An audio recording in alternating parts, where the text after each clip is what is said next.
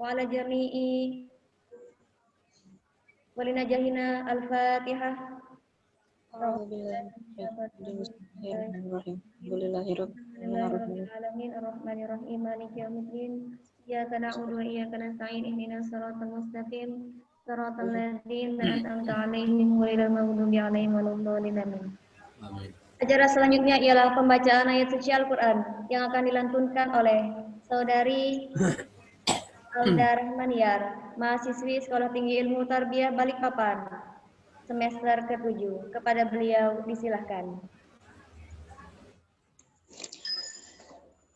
Assalamualaikum warahmatullahi wabarakatuh.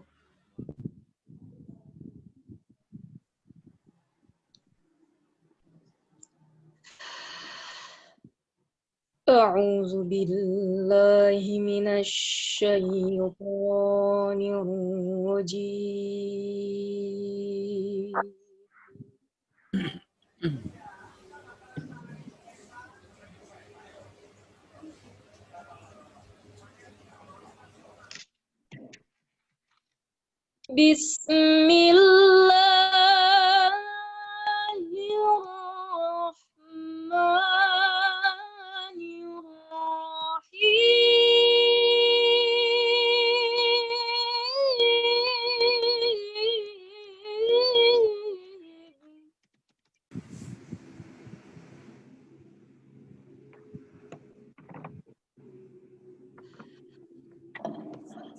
Wa min ayatihi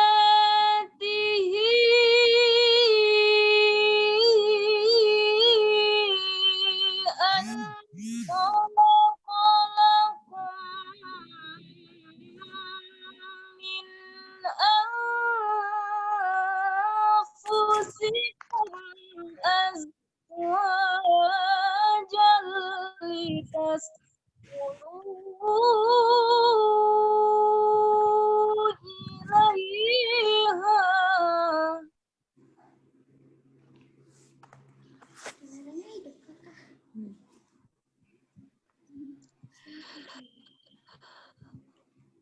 litaskunu ilaiha wa ja'ala bainakum mawaddatan wa rahmah.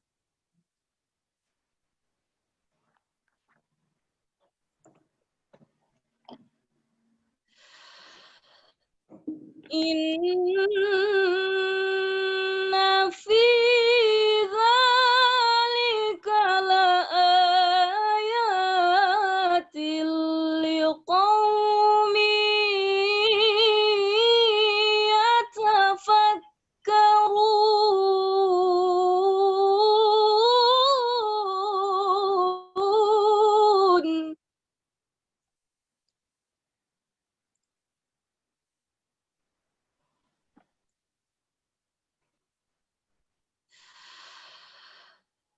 Wa min ayatihi khalqus samawati wal ardi wa ikhtilafu alsinatikum wa alwanikum.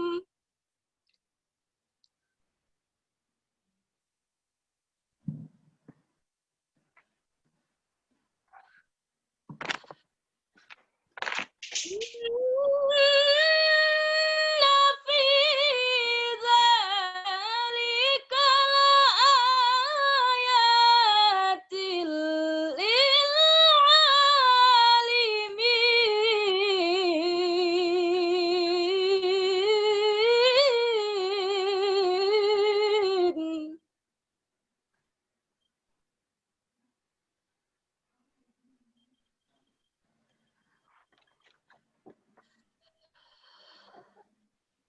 Wa min ayatihi manamukum bil-laili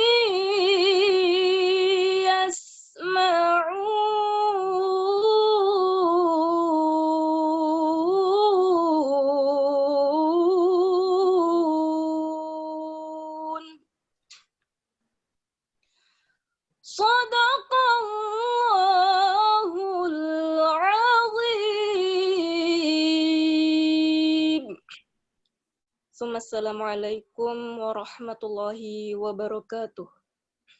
Waalaikumsalam. Sadaqallahul azim, wa sadaqa rasuluhun nabiyul karim, wa nahnu ala dzalika minasyahidin wa syakirin.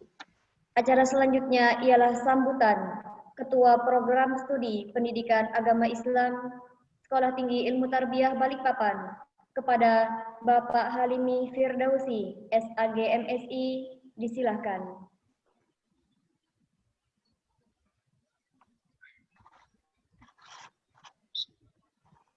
Assalamualaikum warahmatullahi wabarakatuh. Waalaikumsalam. Alhamdulillah, wassalatu wassalamu ala rasulillah. Asyhadu an la ilaha illallah wahdahu la syarika lah wa asyhadu anna Muhammadan abduhu wa rasuluh. Rabbi shrah li sadri wa yassir li amri wahlul 'uqdatam min lisani yafqahu qawli. Ashabul fadilah, para ahli, para ulama, khusus ketua badan penyelenggara sekolah tinggi tarbiyah Balikpapan, Haji Muhammad Abdul Qadir, yang terhormat Ustazah Aini Aryani SC selaku narasumber dari acara webinar pada siang hari ini, yang saya hormati segenap sivitas akademika yang tergabung dalam kegiatan webinar Sekolah Tinggi Ilmu Tarbiyah Balikpapan Prodi PAI, segenap rekan-rekan mahasiswa serta umum yang serta dalam pelaksanaan kegiatan webinar ini. Puji syukur kepada Allah Subhanahu wa taala atas segala limpahan rahmat-Nya kepada kita sekalian. Alhamdulillah, pada siang hari ini dengan kondisi masih diselimuti suasana COVID-19, bila kita masih eksis, tetap beriktibar, tetap berpendidikan, tetap melaksanakan kegiatan aktivitas yang dalam arti seminar dilaksanakan pada siang hari. Salawat dan salam kita haturkan dari Nabi kita Muhammad SAW. Mudah-mudahan kita semua senantiasa mendapatkan syafaat dari beliau pada hari kiamat. Para peserta webinar yang kita hormati, dalam kesempatan siang hari ini perkenankan kami atas nama Sivitas Akademika Sekolah Tinggi Ilmu Tarbiyah Balikpapan, Ketua di sekaligus Ketua Prodi Agama Islam, mengucapkan terima kasih yang sebesar-besarnya, terutama kepada narasumber Ustaz Aini Aryani yang telah berkenan untuk bisa memberikan pembelajaran, memberikan tiba pencerahan terkait dengan materi yang akan disampaikan pada saat ini, yaitu pendidikan fikih pranikah.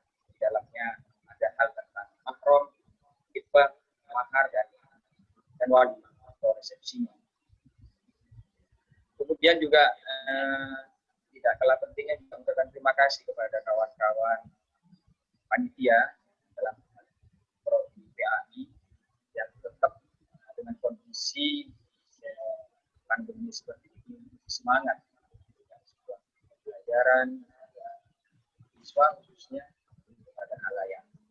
Artinya kita tetap semangat, tidak terlena dengan kondisi masif.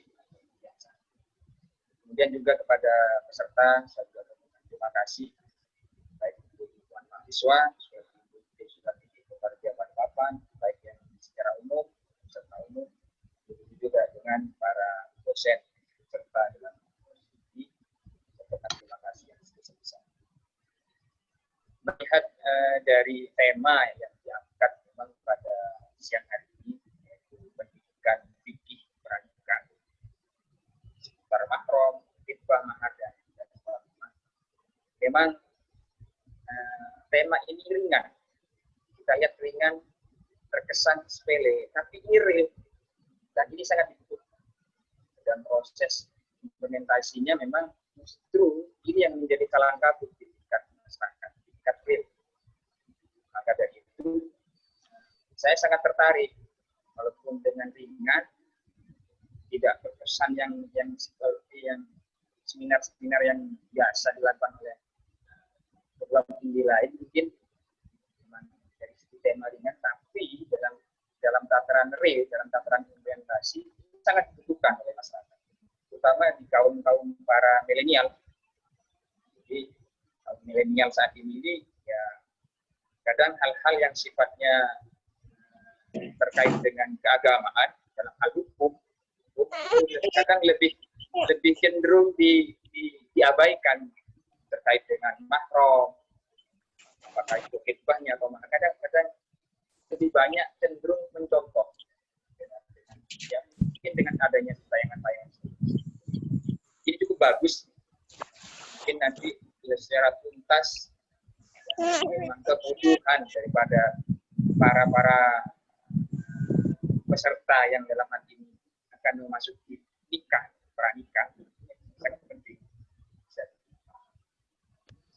Nah, kemudian yang terakhir, saya tidak panjang lebar, saya juga mohon maaf kepada nama narasumber terkait dengan pelaksanaan pada sesi ini. Mungkin dalam proses pelaksanaan hal-hal yang kurang berkenan, biasanya dari hal sinyal yang kurang berkenan. Memang kondisi sinyal beda-beda dari peserta ke peserta yang beda. Mungkin banyak hambatan akhirnya gangguan, kami mohon maaf. Demikian saya yakin dari para panitia ini sudah berusaha semaksimal mungkin juga dengan yang lain-lainnya. Maka dari itu mengawali kegiatan webinar pendidikan fikih pranikah seputar mahram, khidbah, mahar dan nilai walimah ini yang diselenggarakan oleh Sekolah Tinggi Muhammadiyah Balikpapan dalam prodi atau program studi pendidikan Islam dengan mengucapkan basmalah. Bismillahirrahmanirrahim. Saya nyatakan juga bisa dilaksanakan yang mudah-mudahan bisa membawa manfaat dan barokah bagi kita semua. Kiranya itu saja dari kami, kurang lebihnya mohon maaf. Wassalamualaikum warahmatullahi wabarakatuh. Demikianlah sambutan Ketua Program Studi Pendidikan Agama Islam Sekolah Tinggi Ilmu Tarbiyah Balikpapan. Kami ucapkan terima kasih. Acara selanjutnya ialah webinar Pendidikan Fikih Pranikah seputar mahram, khidbah, mahar, dan walimah yang akan disampaikan langsung oleh narasumber kita, Ustadzah Aini Aryani LC. Kepada beliau, disilahkan.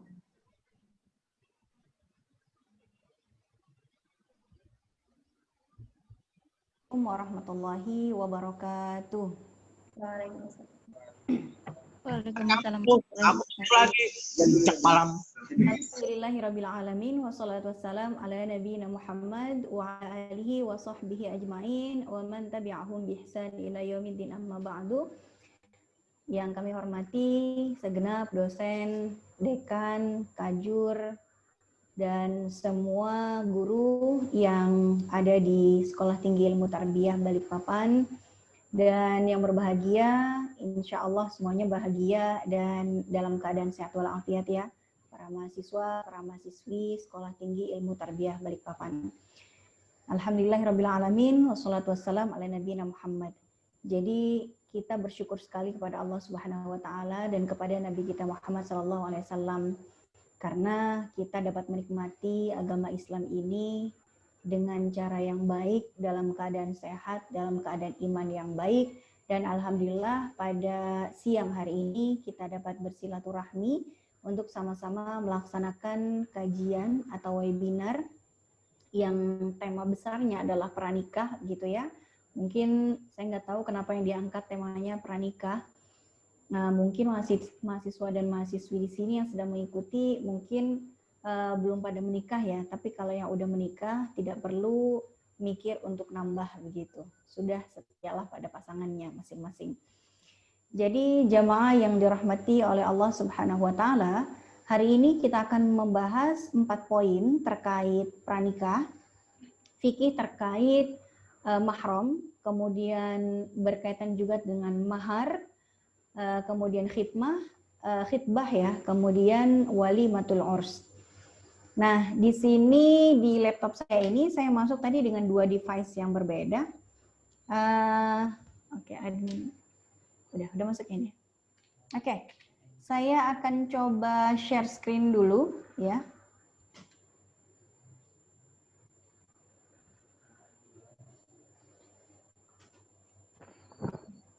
Gimana? Bisa? Ya, oke, baik. Antum aja yang share screen. Oke, baik. Saya coba share screen sini. Yang pertama, next. Ini sebetulnya yang kalau misalnya saya boleh request sama Mbak host atau Mas host ya, tolong yang dijadikan co-host itu Aini 2. Laptop saya pakai Aini 2. Kalau Aini Aryani yang dipegang sama staff saya, tapi laptop di depan saya masuk dengan admin dengan nama Aini 2. Keluar dari share screen, biar saya aja. Agar saya bisa mengoperasikan langsung tanpa bantuan staff saya. Ini laptopnya di depan saya tadi masuk dengan Aini 2. Oke, udah jadi co-host ya. Saya akan share screen sebentar.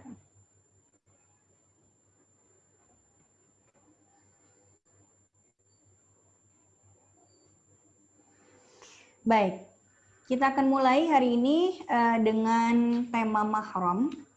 Sebelum kita beranjak ke mahar, khitbah, dan walimah, apa yang dimaksud dengan mahram? Mahram itu kalau kita nanti lihat di surat An-Nisa ayat 22, 23, mahram itu adalah orang-orang yang haram dinikahi. Alladzi yahrumu at-tazawwuj bihi. Orang yang haram untuk dinikahi. Jadi misalnya kita dengan ayah kita dengan kakek kita, itu adalah kita dengan mahram kita. Jadi kita hanya diperbolehkan untuk menikah dengan orang yang boleh kita nikahi. Tidak boleh kita menikah dengan mahram kita, begitu ya. Jadi kalau misalnya kita bicara tentang mahram ya, dengan muhrim itu berbeda. Kadangkala kita bilangnya, oh maaf ya bukan muhrim gitu. Nah itu sebetulnya keliru ya. Yang betul istilahnya itu mahram. Bukan muhrim ya, tapi mahram, bukan mahram atau mahram. Jadi kalau muhrim itu dari kata ahrama yuhrimu ihraman muhrimun. Muhrim itu adalah orang yang sedang melaksanakan ibadah ihram, baik ihram karena haji ataupun ihram karena umroh. Kalau misalnya mahram itu adalah orang yang haram kita nikahi, gitu. Kalau nanti kita bertanya, suami kita mahram kita atau bukan? Jawabannya bukan. Kenapa? Karena kita tidak haram menikah dengan dia. Kalau kita haram menikah dengan dia, maka kita tidak jadi suami istri, gitu ya.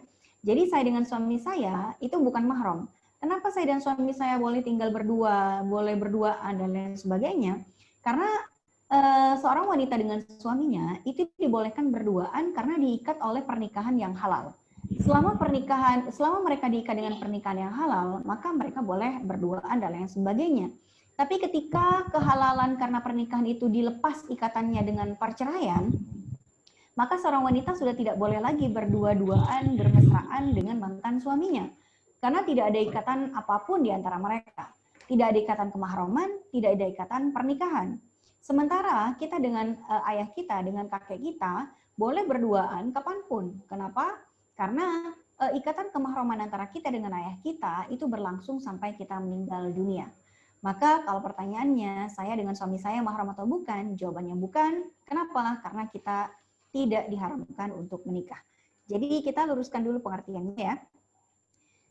Sekarang pertanyaannya, siapa saja yang menjadi mahram kita? Di dalam surat An-Nisa ayat 22 dan 23 itu disebutkan siapa saja wanita-wanita yang diharamkan untuk dinikahi oleh laki-laki. Tapi karena saya lihat jamaahnya di sini lebih banyak yang perempuan daripada yang laki-laki, mungkin gendernya akan saya balik ya. Laki-laki yang mana saja yang tidak boleh kita perempuan untuk nikahi, gitu ya. Kita balik gendernya. Nah, misalnya ini sebagai wanita, saya adik-adik semuanya di sini sebagai perempuan, siapa saja tidak boleh dinikahi oleh kita perempuan. Kalau dari jalur nasab ya, dari jalur nasab atau dari jalur ikatan darah, ya, hubungan darah, yang tidak boleh kita nikahi yang pertama adalah ayah kita. Kemudian ayah kandung ini ya. Kemudian berikutnya adalah anak laki-laki, kemudian abang atau adik kandung, kemudian abang laki-laki beda seayah tapi beda ibu. Misal ayah kita pernah menikah 2 kali, dari istri pertama lahir anak laki-laki, dari istri yang kedua lahir kita anak perempuan. Maka anak laki-laki dari istri pertamanya ayah itu adalah saudara laki-laki seayah beda ibu. Dia adalah mahram buat kita. Kenapa? Karena kita punya ayah kandung yang sama. Begitu juga kalau ternyata yang menikah 2 kali itu adalah ibu kita. Kalau misalnya dari suami yang pertama lahir anak laki-laki, dari suami yang kedua lahir kita, maka anak laki-lakinya ibu dari suami yang pertama itu adalah kakak laki-laki seayah beda ibu. Dan ini adalah mahram kita dan tidak boleh kita nikahi sampai mati karena kita punya ibu kandung yang sama. Kemudian paman, baik itu paman dari ayah ya, ini saya ulangi. Paman dari ayah ataupun paman dari ibu itu dua-duanya adalah mahram buat kita. Kenapa? Selama mereka punya hubungan darah dengan ayah dan atau ibu kita, maka paman ini adalah mahram buat kita sampai mati. Tapi kalau misalnya paman ini tidak punya hubungan darah dengan ayah dan ibu, tapi merupakan iparnya ayah dan ibu, maka mereka ini bukan mahram sampai mati. Contoh, misal ibu saya punya adik perempuan yang saya panggil bibi, ya. Lalu bibi saya menikah dengan seorang laki-laki yang saya panggil om, maka om ini bukan mahram hakiki untuk saya. Artinya, saya dan dia tidak terikat ke mahraman sampai mati. Kalau dalam istilahnya mahram muaqqat.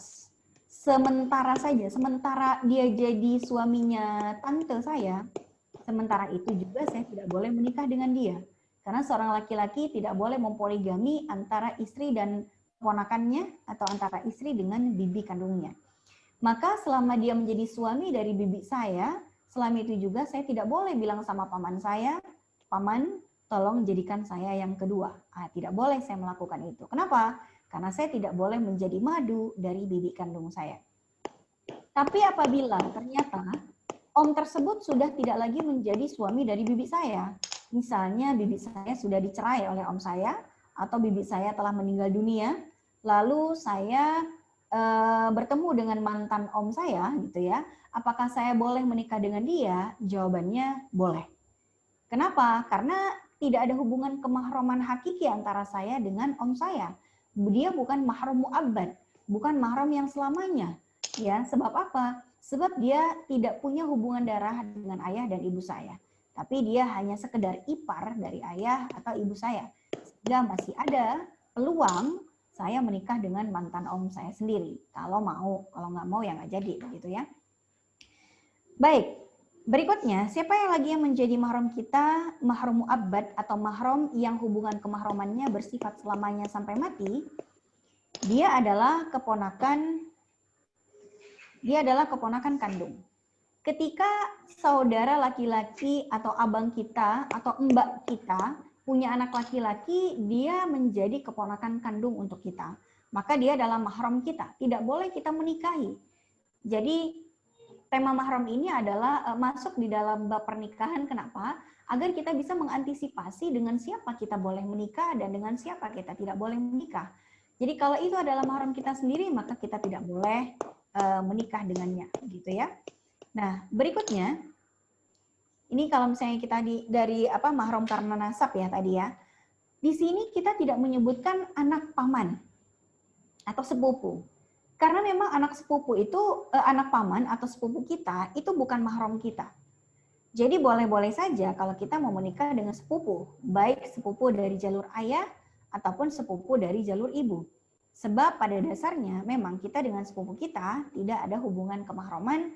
Sedekat apapun kita secara psikologis ya, secara psikologis kita dekat, kedekatan batin dan lain sebagainya, ya tetap saja kita tidak menjadi mahram dengan sepupu. Berikutnya mahram karena pernikahan ya.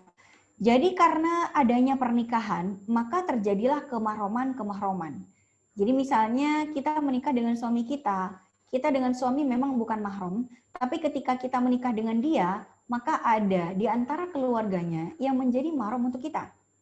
Contohnya, misalnya seorang wanita menikah dengan suaminya, maka yang menjadi mahram untuk wanita ini adalah ayah dari suaminya atau ayah mertua.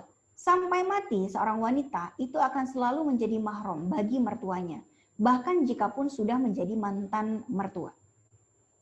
Jika seorang wanita pernah menikah 3 kali dan bercerai 3 kali, artinya dia punya 3 mantan suami dan 3 mantan mertua. Maka dengan suaminya dia tidak pernah menjadi mahram, ya apalagi sudah bercerai ya. Kemudian dengan ketiga mantan mertuanya itu dia tetap menjadi mahram sampai mati. Jadi seorang wanita tidak boleh bilang sama mantan mertuanya, Pak mantan mertua, tolong nikahi saya dong, gantengan bapak daripada anak bapak gitu ya. Nah, itu nggak boleh. Kenapa? Karena seorang wanita dengan mantan mertuanya akan selalu menjadi mahram sampai mati. Berikutnya, anak suami. Kalau ada seorang wanita masih gadis menikah dengan duda yang sudah punya anak dari pernikahan sebelumnya, maka wanita ini dengan anak dari suaminya ya itu bermahram. Anak tiri dengan ibu tiri begitu ya, itu adalah mahram sampai kapan? Sampai mati begitu. Jadi kemahraman itu akan sampai mati. Jadi kalau misalnya suaminya meninggal dunia tapi anak tirinya mau ikut terus sama ibu tirinya, it's okay, nggak ada masalah. Sebab ibu tiri dan anak tiri sejatinya adalah anak dan ibu. Sebagaimana anak dan ibu kandung, mereka bermahram, tidak boleh menikah satu sama lain. Berikutnya, yang menjadi mahram karena hubungan musyaharah ini adalah suaminya ibu.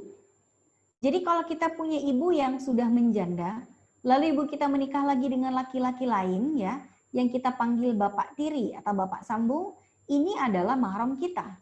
Kalau misalnya ibu kita meninggal dunia atau ibu kita dicerai sama suami barunya, maka kita tidak boleh menikah dengan bapak tiri.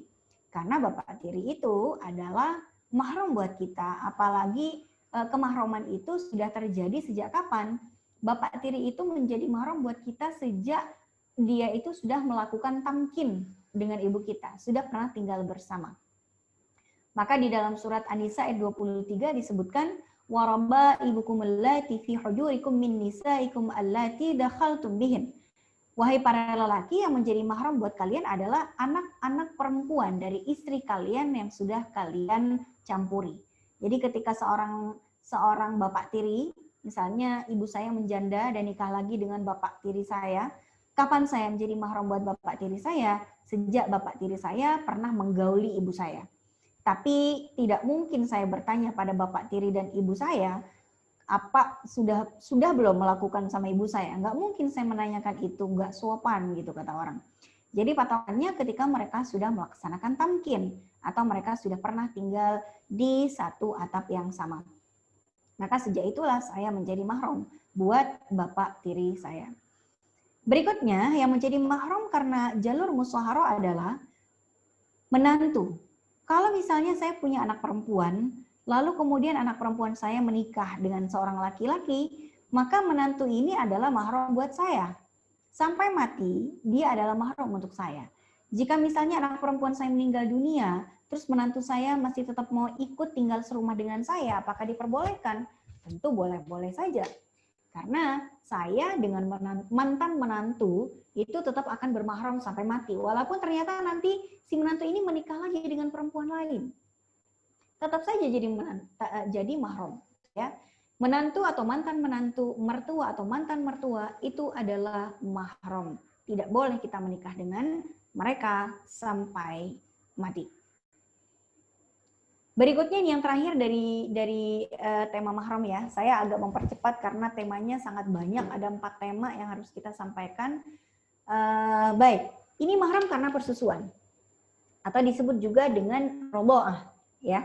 Kalau mahram dari roboah memang tidak terlalu lengkap disebutkan di dalam surat An-Nisa ayat 22 dan 23, akan tetapi Nabi mengatakan bahwa kemahraman dari persusuan itu sama seperti mahram dari jalur nasab begitu.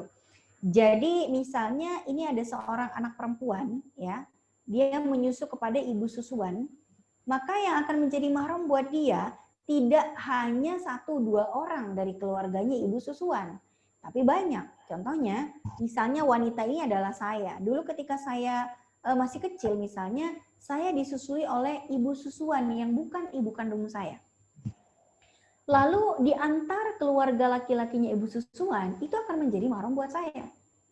Yaitu contoh, suaminya si ibu susuan, itu akan menjadi mahram buat saya. Kenapa? Ya karena seperti bapak saya sendiri. Kalau ibu susuan saya punya ayah, itu juga mahram buat saya, karena dia bagi saya sama kayak kakek saya. Kalau suami ibu susuan itu punya ayah, itu juga mahram buat saya, karena posisinya seperti kakek dari jalur ayah. Kalau ibu susuan saya punya abang, itu juga mahram buat saya, karena posisinya seperti paman, ya. Dan jika suaminya ibu susuan itu punya abang juga, ya, maka ini juga mahram buat saya. Kenapa? Karena itu seperti paman dari jalur ayah. Berikutnya, kalau ternyata ibu susuan ini punya anak laki-laki, ya, ibu susuan ini punya anak laki-laki yang dilahirkan dari rahimnya. Nah, ini juga mahram buat saya. Tidak penting apakah anak laki-laki ini pernah disusui oleh ibu kandungnya atau tidak. Yang penting dia lahir dari rahim ibu susuan saya, maka dia adalah mahram untuk saya. Sampai mati saya tidak boleh menikah dengan dia. Begitu juga kalau misalnya, ini ada garis putus-putus ya, antara si wanita yang tengah dengan anak laki-laki yang sebelah kiri. Anak laki-laki yang sebelah kiri itu adalah anak laki-laki yang pernah disusui oleh ibu susuan saya. Jadi statusnya saya dengan anak laki-laki itu sama-sama bukan anak kandungnya ibu susuan ini, tapi disusui oleh ibu yang sama. Maka saya dengan semua bayi laki-laki yang pernah disusui oleh ibu susuan saya ini, statusnya adalah mahram dari jalur persusuan. Maka di sini penting adanya keterbukaan informasi ketika kita memutuskan untuk menyusukan anak kita kepada orang lain, kepada ibu susuannya, hendaklah saling tukar berita. Misal saya punya anak perempuan misalnya, lalu saya tidak bisa memberikan ASI karena satu dan lain hal. Lalu kemudian saya menyusukan anak saya ini kepada teman saya. Maka apa kewajiban saya? Kewajiban saya adalah meminta data dan informasi dari ibu susuan ini, siapa sajakah keluarga laki-lakinya, siapa suaminya, siapa ayahnya, siapa abangnya, siapa abang iparnya, siapa ayahnya dia, dan siapa anak laki-lakinya.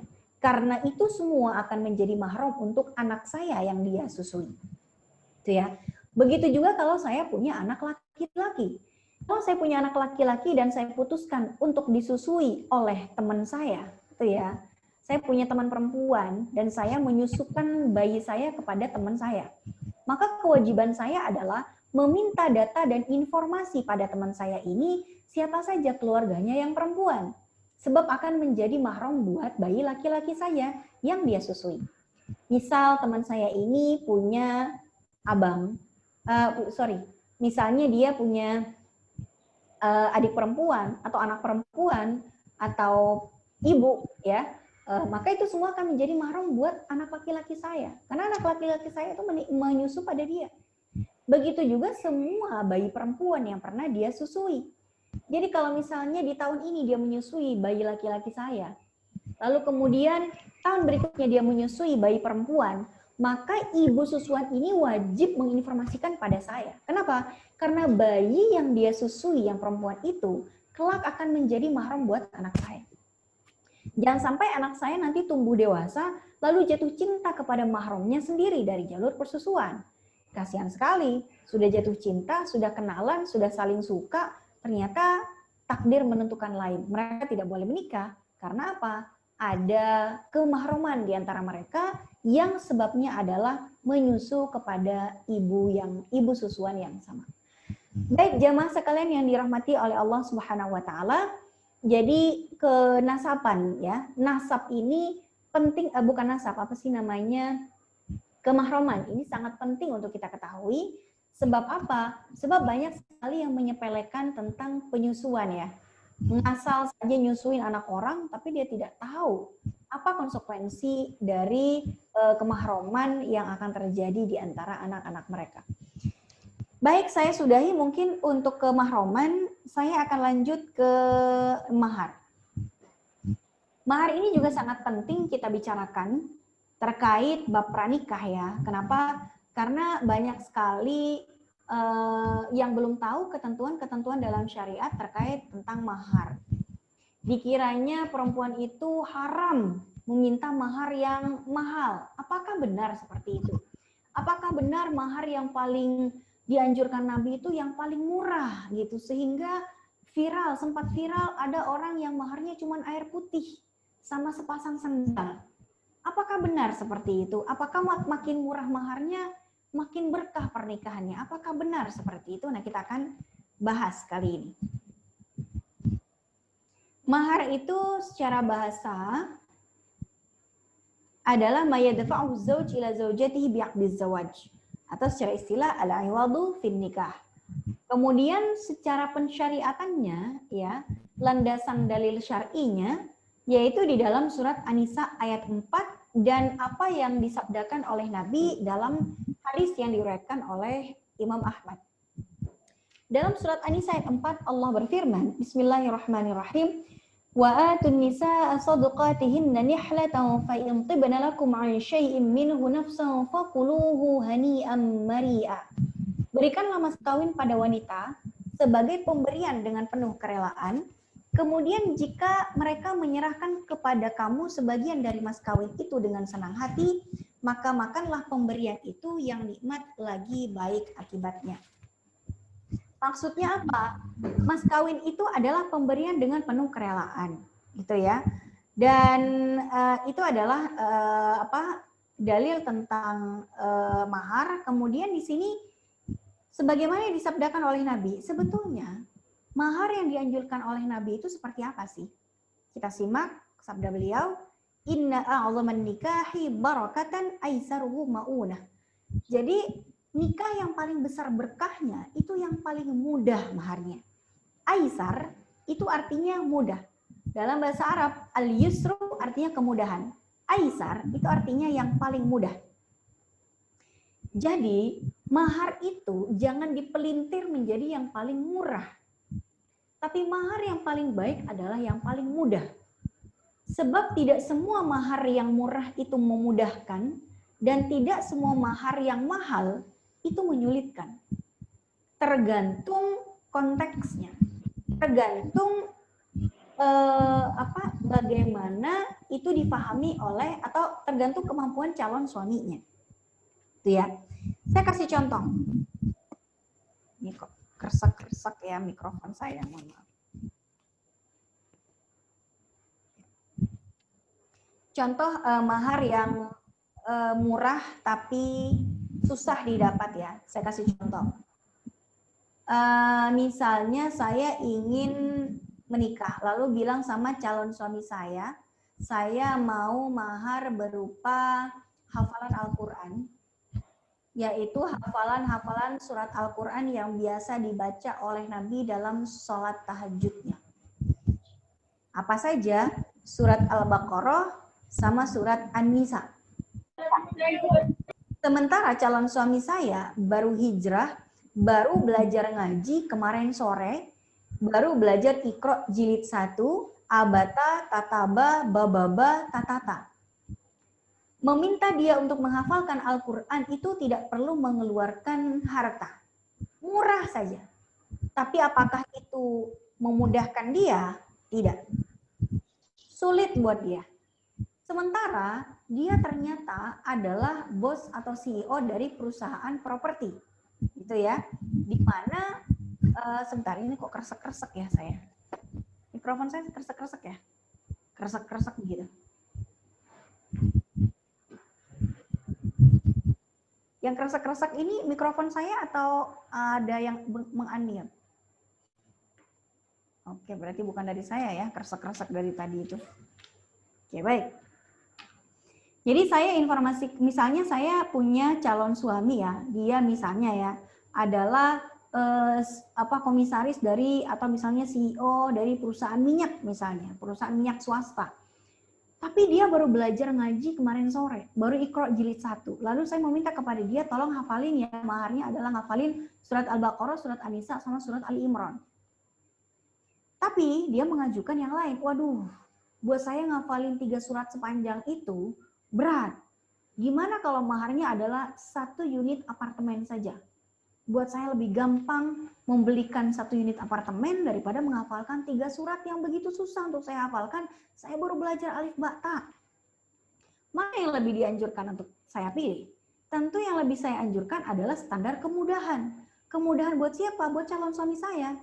Jadi walaupun maharnya itu adalah unit apartemen yang harganya miliaran, kalau misalnya dia itu lebih mampu untuk memberikannya kepada saya dibandingkan hafalan Al-Quran 3 surat yang panjang, maka yang lebih baik dan lebih nyunah itu justru adalah apartemennya. Kenapa? Karena itu yang paling mudah untuk diberikan oleh calon suami. Gitu. Jadi murah tidak selalu memudahkan, bisa saja menyulitkan, gitu ya. Kemudian mahar yang mahal tadi ya tidak selalu menyulitkan seperti yang tadi. Ada juga yang murah tapi menyulitkan, misalnya saya mau menikah di tahun 2020, saya minta calon suami saya menyediakan mahar Rp2.020. Dia susah nyari Rp20-nya di mana, saya nggak tahu di mana nyari Rp20 begitu ya. Oh, ada di Jakarta di Bank Indonesia, tapi di Jakarta kan lagi PSBB, ya kan? Lagi membatasi orang masuk dan keluar. Tapi saya punya uang 10 juta, kata calon suaminya. Gimana kalau maharnya 10 juta saja? Mana lebih murah, 10 juta atau Rp2.020? Tentu lebih murah Rp2.020. Tapi cara mendapatkannya jauh lebih sulit daripada 10 juta. Bagi siapa? Bagi calon suaminya. Jadi yang lebih baik dan lebih berkah itu justru yang 10 juta. Why? Kenapa? Karena itu yang lebih mudah buat calon suaminya. Jadi jangan sampai hadis ini dipelintir bahwa seakan-akan makin murah maharnya semakin berkah. Enggak. Jadi kita perbaiki lagi, statementnya adalah semakin mudah maharnya semakin baik. Kalau misalnya calon suaminya itu mahasiswa, apalagi belum punya pekerjaan dan lain sebagainya, silakan meminta mahar yang semurah-murahnya untuk memudahkan gitu. Tapi kalau calon suaminya itu mapan dan lain sebagainya, silakan meminta mahar yang lebih manusiawi gitu ya. Tidak ada larangan sebetulnya. Selama itu tidak memberatkan calon suaminya. Berikutnya, ketentuan mahar, kedudukan mahar. Mahar itu dia bukan rukun nikah. Jadi seorang perempuan itu boleh menikah tanpa mahar kalau memang rela dinikahi tanpa mahar. Kemudian tidak wajib disebutkan dalam akad. Jadi kalau misalnya maharnya itu agak-agak out of the box ya, anti mainstream gitu, tidak masalah tidak disebutkan. Jadi misalnya maharnya kayak tadi ya, di mana-mana orang minta seperangkat alat sholat. Kita malah yang out of the box. Saya nggak mau seperangkat alat sholat misalnya. Udah banyak mukena sama sejadah di rumah, saya mau minta yang lain. Minta apa? Seperangkat alat berat gitu ya. Kren, kemudian truk giling semen, diminta segala macam. Ternyata calon suami menyanggupi gitu. Lalu agar mereka tidak dikepoin para undangan, akhirnya maharnya tidak disebutkan. Apakah sah pernikahannya? Sah. Contoh misalnya si wali bilang, saya nikahkan dan kawinkan engkau dengan putriku Fulana binti Fulan dengan mahar yang telah kita sepakati dibayar tunai. Itu. Jadi tidak disebutkan spesifik maharnya, tapi yang telah kita sepakati. Begitu. Apakah sah? Sah, nggak ada masalah. Cuma nanti para undangan kepo, apaan sih gitu ya. Ya nggak apa-apa, biarin aja undangan kepo. Nah, tapi gini, KUA biasanya sudah punya SOP ya, Standard Operational Procedure, bahwa mahar harus disebutkan biasanya. Tapi ya udah kita ikutin saja apa kemauannya KUA, biar gampang. Walaupun tidak wajib disebutkan dalam akad, toh mustahab ya, artinya mustahab itu artinya ya dianjurkan lah untuk disebut di dalam akad. Karena siapa tahu maharnya itu dicicil, dikredit. Jadi kalau misalnya maharnya dikredit, dia disaksikan oleh banyak orang, dia nggak bisa mangkir dari hutangnya kepada istri untuk melunasi maharnya, begitu ya kira-kira. Ini adalah dalil di dalam Rawdatul Thalibin dan Al-Mughni yang disampaikan oleh Imam Nawawi, Ibnu Qudamah, bahwa mahar itu bukan rukun nikah, artinya seorang perempuan boleh dinikahi tanpa mahar. Jadi misalnya ada seorang perempuan dinikahi, kamu mau mahar apa? Terus dia bilang, saya nggak mau mahar apa-apa, yang penting setia gitu ya. Biasalah anak gadis ya, yang penting setia gitu. Kalau misalnya dia mau dinikahi tanpa mahar ya nggak ada masalah juga kalau memang dia mau. Tapi kalau misalnya dia nggak mau dinikahi cukup dengan setia, karena setia tidak ada gambarannya begitu ya, berarti calon suaminya berkewajiban untuk menyiapkan mahar yang sudah disepakati. Hikmah mahar, dia bentuk pemuliaan pada wanita, dia adalah wujud kepemimpinan suami, dan dia menjadi hak pertama bagi seorang istri. Dan mohon maaf, MC, saya dikasih kesempatan menyampaikan materi sampai jam berapa?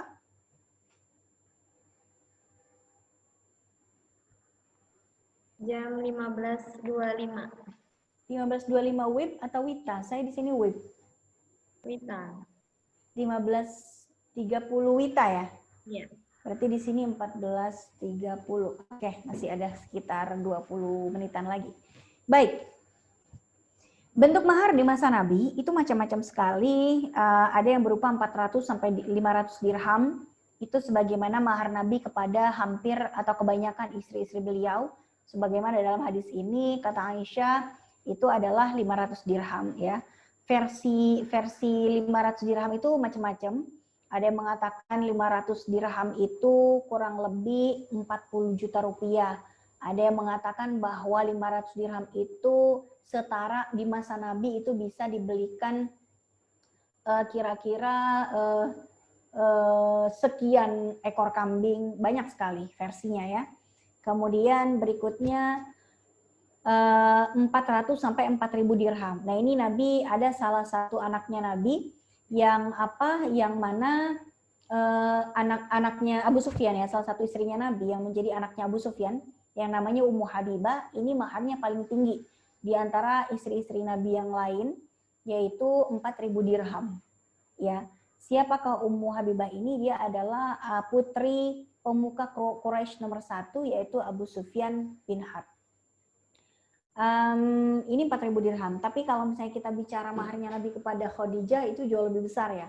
Maharnya Nabi kepada Khadijah atau Siti Khadijah itu ada 3 riwayat. Ada yang mengatakan bahwa maharnya Nabi pada Siti Khadijah dulu itu adalah 10 ekor unta. Ada yang mengatakan lagi 20 ekor unta. Ada yang mengatakan lagi 100 ekor unta. Kalau kita lihat pendapat yang pertengahan tadi 20 ekor unta itu disebutkan oleh Al-Mubarakfuri dalam kitabnya Ar-Rahiqul Makhtum. 20 ekor unta kalau kita rupiahin banyak juga ya. Artinya kalau misalnya 1 ekor sapi saja itu bisa 20 juta, mungkin unta 30 juta kali 20 ekor, silakan hitung berapa ratus juta atau berapa M yang sudah Nabi berikan. Kalau di zaman sekarang. Tapi kalau misalnya zaman sekarang ada mbak-mbak yang dinikahi dengan 1 miliar, pasti jadi viral ya. Jual diri katanya. Padahal yang salah kadangkala bukan mempelainya, yang salah netizennya. Kenapa apa-apa diviralin gitu ya. Baik. Berikutnya bentuk mahar di masa Nabi adalah sepasang sandal. Ini pernah kejadian kepada seorang laki-laki yang melamar wanita dari Bani Fazarah. Dia laki-laki ini tidak punya apa-apa saking fakirnya, sehingga yang dia punya cuma 2 sandal, yaitu sepasang sandal. Dan kemudian Nabi bertanya kepada wanita ini, wahai wanita dari Bani Fazarah, kamu tuh rela dinikahi dengan hanya sepasang sandal? Kata wanita ini, oh iya saya rela. Akhirnya dinikahkan oleh Nabi. Jadi mahar dengan sepasang sandal itu bukan untuk dijadikan dalil, wah yang nyunah itu mahar sepasang sandal. Padahal dia punya harta lain yang lebih manusiawi. Ini bukan untuk dijadikan dasar bahwa sepasang sandal itu adalah mahar yang dianjurkan, bukan. Tapi mahar yang dibolehkan ketika seorang laki-laki sudah tidak punya lagi apapun yang bisa diberikan kepada calon istrinya. Kalau dia masih punya harta lain yang lebih manusiawi dan lebih berharga, tentu akan lebih baik untuk diberikan. Misalnya apalah, misalnya peci, baju, mukena, atau apapun.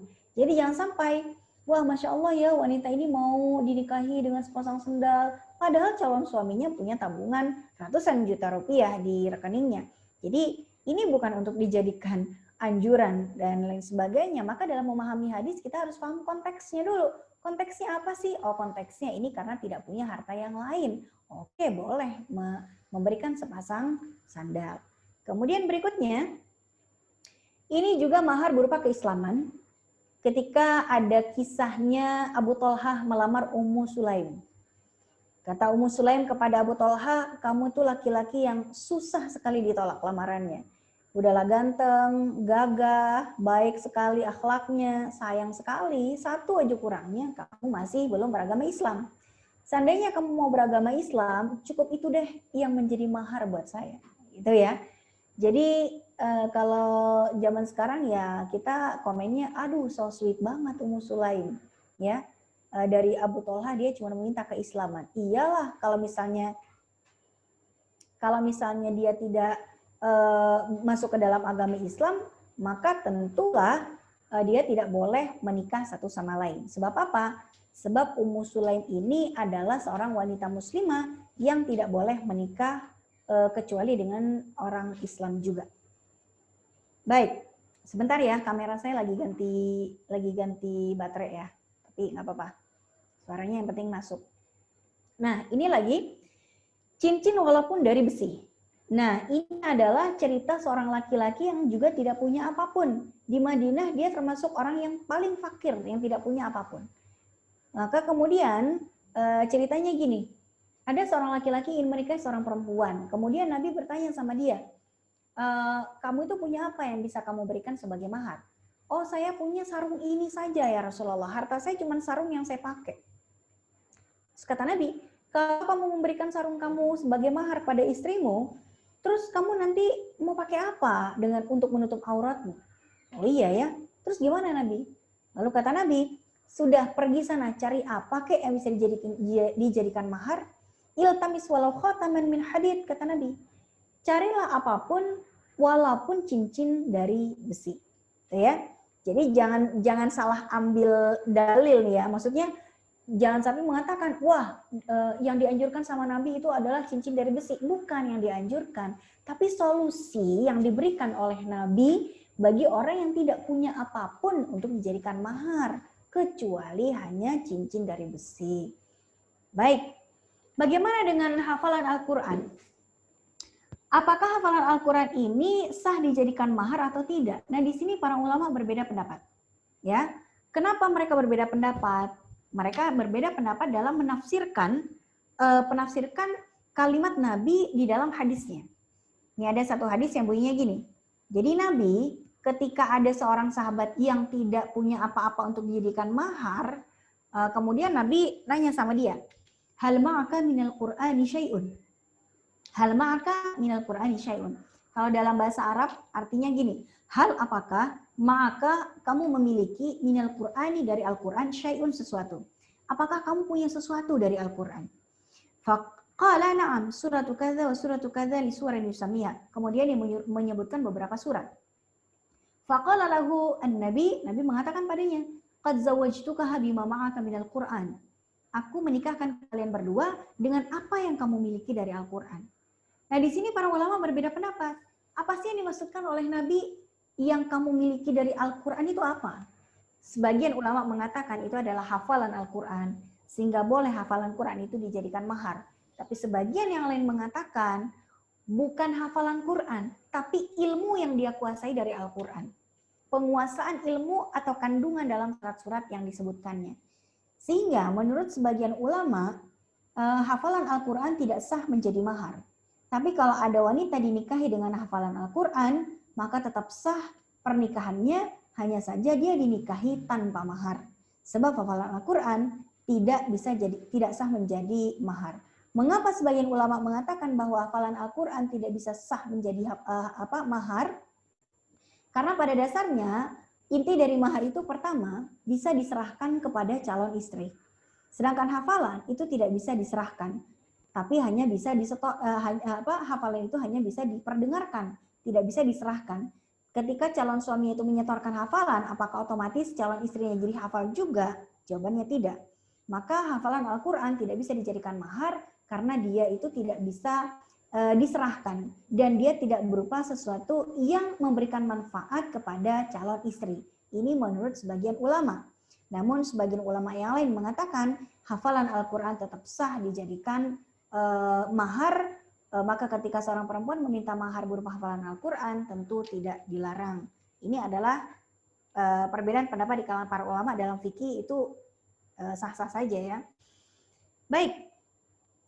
Mengajarkan kandungan isi Al-Quran, ini tadi sudah saya sampaikan sebagai penguat dari pendapat ulama yang menyatakan bahwa hafalan Al-Quran tidak bisa menjadi mahar adalah bahwa Rasulullah pernah memerintahkan seorang sahabat untuk mengajari calon istrinya atau mengajari istrinya Al-Quran.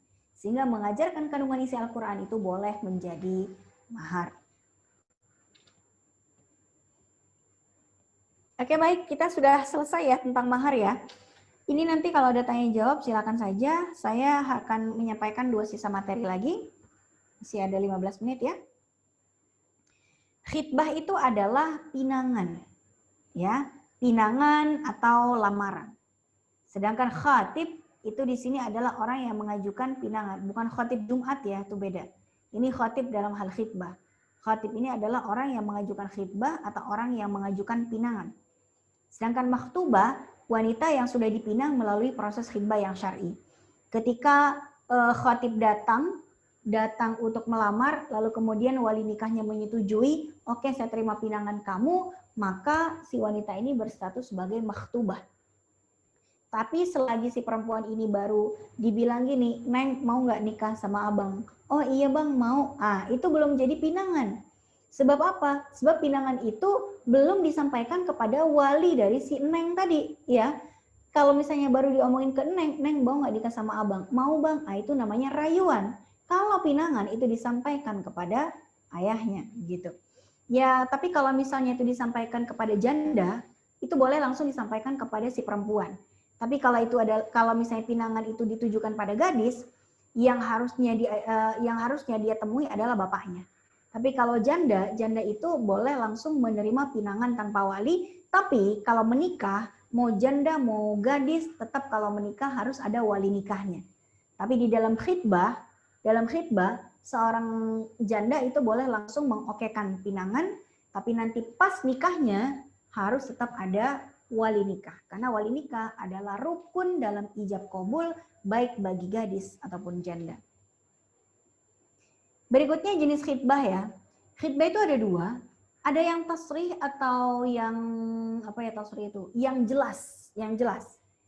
Yang misalnya maukah kamu menjadi istriku gitu ya, atau bapak saya ingin menjadikan putri bapak sebagai istri saya. Nah, itu jelas. Tidak tersindir-sindir ya. Maknanya tidak bisa ditafsirkan kemana-mana, memang itu. Tapi kalau ta'rid itu samar, kiasan, sindiran, misalnya maukah kamu menjadi teman hidupku? Nah, itu masih bisa ditafsirkan kemana-mana. Teman apa maksudnya? Iya teman partner gitu, kerja gitu. Oh kerja, ya kan? Atau misalnya, apakah engkau mau menjadi pelengkap di dalam hidupku? Ini adalah lamaran sindiran. Maknanya yang masih butuh penguatan. Maksudnya pelengkap apaan? Ya jadi pembantu rumah saya gitu ya, itu bisa juga. Jadi kan masih bisa ditafsirkan kemana-mana. Maksudnya apa? Jadi ada yang tasrih, ada yang ta'rid, begitu. Berikutnya proses khitbah, pengajuan lamaran. Setelah lamarannya diajukan, tukar-menukar informasi. Ya, misalnya orang tua saya berkata kepada calon suami saya, oke lamaran khitbah itu ya, oke lamaran kamu sudah saya dengarkan, sudah saya baca, sudah saya simak. Tapi sebelum saya mengokekan lamaran kamu, saya mau tanya, misalnya ya, nanti kalau misalnya anak saya menikah dengan kamu, ya, dia akan tinggal di mana? Apakah tinggal di rumah terpisah dari saya dan orang tua kamu? Apakah kamu akan membawa dia ke tempat yang lain atau seperti apa? Apa kewajiban anak saya nanti? Apakah anak saya itu kamu akan wajibkan untuk mengurus orang tuamu atau tidak? Apakah anak saya nanti masih boleh kuliah atau tidak? Apakah anak saya nanti boleh kerja atau tidak? Begitu ya. Jadi deal-dealan antara mempelai perempuan dengan mempelai laki-laki itu bisa dimediasikan oleh si wali, ya.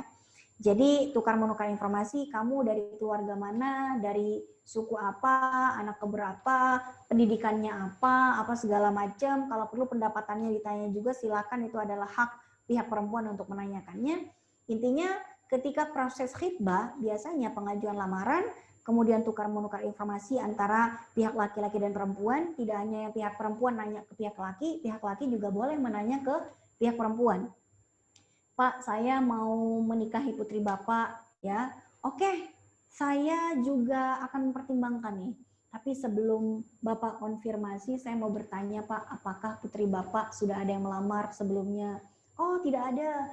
Apakah putri Bapak nanti ketika menikah dengan saya, dia mau mengurus orang tua saya yang sudah tua? Apakah mau untuk meninggalkan pekerjaannya, apa segala macam? Nah, itu tukar menukar informasi.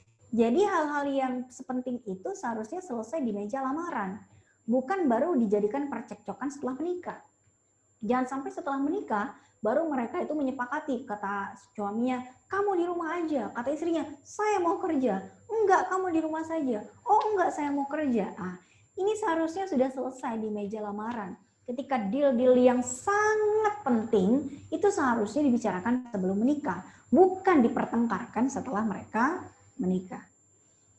Ya, jawaban dari walinya apakah lamaran itu diterima atau tidak, dan kemudian ada juga pembatalan. Artinya apa? Ketika khitbah itu sudah oke, yang perempuan sudah berstatus sebagai makhtubah, lalu sambil menunggu ijab qabul, sambil menunggu tanggal akad, mereka berdua punya pilihan untuk membatalkan karena satu dan lain hal. Misalnya, setelah lamaran itu dilakukan, ternyata si laki-laki ini malah melamar lagi anak orang.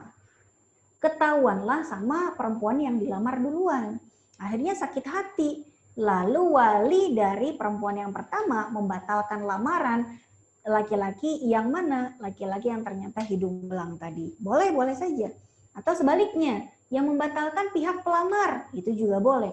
Ternyata dapat informasi bahwa perempuan ini begini gitu ya. Lalu kemudian dibatalkanlah lamaran itu oleh pihak yang laki-laki. Jadi pembatalan itu boleh dilakukan oleh salah satu pihak atau keduanya setelah membicarakan dengan matang. Baik, ini adalah sesi yang terakhir karena waktu kita tinggal 5 menit lagi. Walimatul urs. Walimatul urs ini adalah al-walam, itu artinya hidangan makan-makan lah begitu ya. Al-walam pertemuan, sedangkan secara istilah dia adalah hidangan yang disediakan di dalam pernikahan. Dan mencicipi hidangan pernikahan itu hukumnya sunnah. Bahkan orang yang sedang berpuasa sunnah pun jika dia menghadiri pernikahan, dia disunahkan untuk membatalkan puasanya. Dan karena apa? Karena mencicipi hidangan pernikahan itu jauh lebih utama dibandingkan melanjutkan puasa sunnahnya. Kemudian hukum mengadakan walimah itu apa? Hukumnya sunnah muakkadah atau sunnah yang sangat dianjurkan dan ditekankan. Dan dianjurkan walimah itu dilakukan setelah dukhul atau setelah keduanya melakukan hubungan suami istri. Tapi kalaupun mau dilakukan walimah sebelum melakukan hubungan suami istri tetap diperbolehkan. Hanya saja kalau kita merujuk kepada apa yang pernah dipraktekkan oleh Rasulullah SAW, beliau biasanya melakukan walimah setelah mencampuri istrinya. Nah, biasanya kalau kita di Indonesia ijab qabul dan walimah itu jadi satu hari ya. Nggak mungkin mereka tuh sempat melakukan hubungan badan dulu gitu, nggak sempat pastinya. Kenapa? Karena waktunya mepet. Ijab qabul jam 8, kemudian nanti naik pelaminan jam 10, begitu ya nggak ada masalah juga. Tidak harus walimah itu dilakukan setelah dukhul. Dilakukan sebelum dukhul pun it's okay, nggak ada masalah. Cuman kalau mau mengikuti apa yang dilakukan oleh Nabi, ya Nabi menikahi, baik itu menikahi Aisyah, Ummu Salamah, dan lain sebagainya, selalu walimah itu dilakukan setelah dukhul. Baik, ini kesunahan walimah sudah ya. Ini dalilnya tentang walimah. Kemudian berikutnya, ini yang paling penting, ya, yang harus diperhatikan pada saat kita melaksanakan walimah, jangan sampai kita melakukan tindakan yang boros. Kalau saya tinggal di Jakarta di lingkungan orang Betawi, kadang-kadang untuk menjaga gengsi orang-orang di orang Betawi sini nggak apa-apalah mereka suka ngutang segala macam gitu ya, istilahnya biar tekor asal sohor gitu ya. Nah ini adalah salah satu contoh yang tidak perlu dilestarikan. Kenapa? Karena Rasulullah sendiri itu mengadakan walimah tidak terlalu megah. Bahkan tadi walimahnya Nabi terhadap Sofia, ya, ketika Nabi habis menikahi Sofia bintu Huyai. Sofia bintu Huyai itu adalah anaknya raja Bani Israel. Tapi ternyata Nabi itu hanya mengadakan walimah seperlunya saja dengan minyak akad, ya, dengan buah zaitun dan lain sebagainya. Tidak yang bermegah-megahan banget, gitu. Tapi maharnya Nabi pada Sofia, yaitu standarnya sama seperti istri-istrinya Nabi yang lain, 400 sampai 500 dirham. Nah, jangan sampai berhutang ya gara-gara walimah dan setelah menikah masa pernikahannya habis untuk menutupi hutang-hutang walimah. Nah, na'udzubillah. Semampunya saja, tidak perlu berlebihan. Kemudian tidak mengharapkan sumbangan, ya, jangan sampai tamu yang bawa amplop dengan tamu yang nggak bawa amplop itu dibeda-bedain, jangan sampai begitu ya.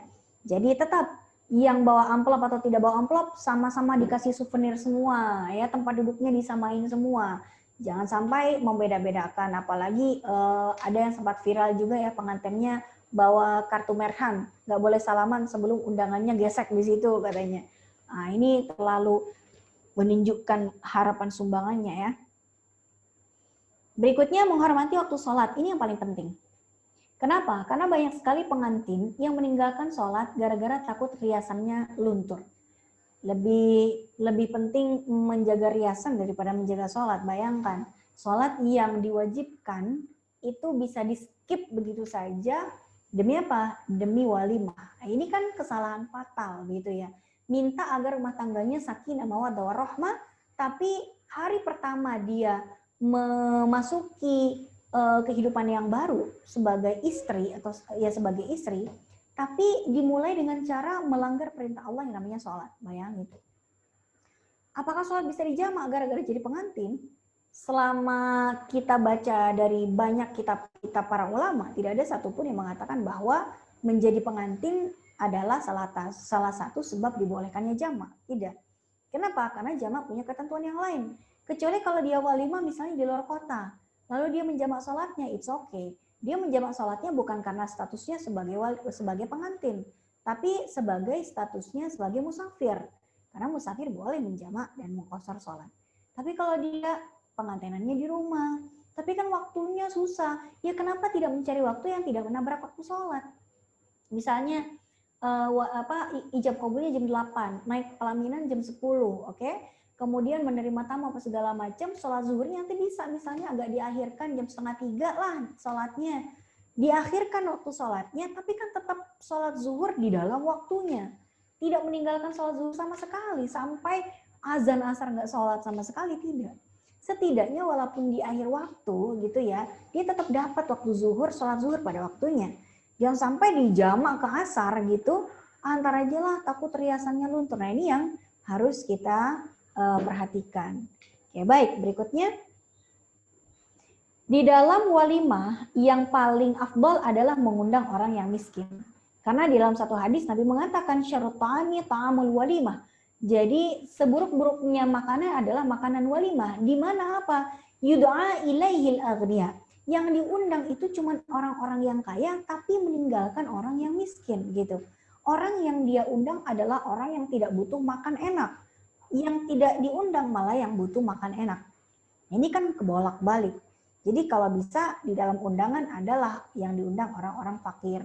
Untuk apa? Agar makanan kita tidak menjadi makanan yang paling buruk versi Nabi gitu ya. Berikutnya hindari hiasan yang haram ya. Tidak usah pakai dandanan-dandanan yang haram, tidak usah mengerik alis ya, tidak usah menyulam bibir dan lain sebagainya yang diharamkan. Membuat alis yang bagus tidak harus dengan cara mengerik kok. Cukup diukir dengan pensil alis pun itu sudah bagus. Begitu ya kira-kira. Baik, sesuai dengan waktunya, sudah saya habiskan waktunya, sudah saya menyampaikan materi sampai 15.30 WITA atau 14.30 WIB kalau saya di sini. Saya serahkan acara ke MC ya, sebetulnya materinya masih ada, tapi takutnya udah keburu ada pertanyaan. Silakan. Baik, demikianlah materi yang telah disampaikan oleh narasumber kita. Selanjutnya, tak kenal maka tak sayang, maka sebelum tanya jawab, kami akan membacakan profil Ustazah Aini Aryani LC yang akan langsung disampaikan oleh Ustazah Siti Fatimah SHIMSI. Kepada beliau, disilahkan.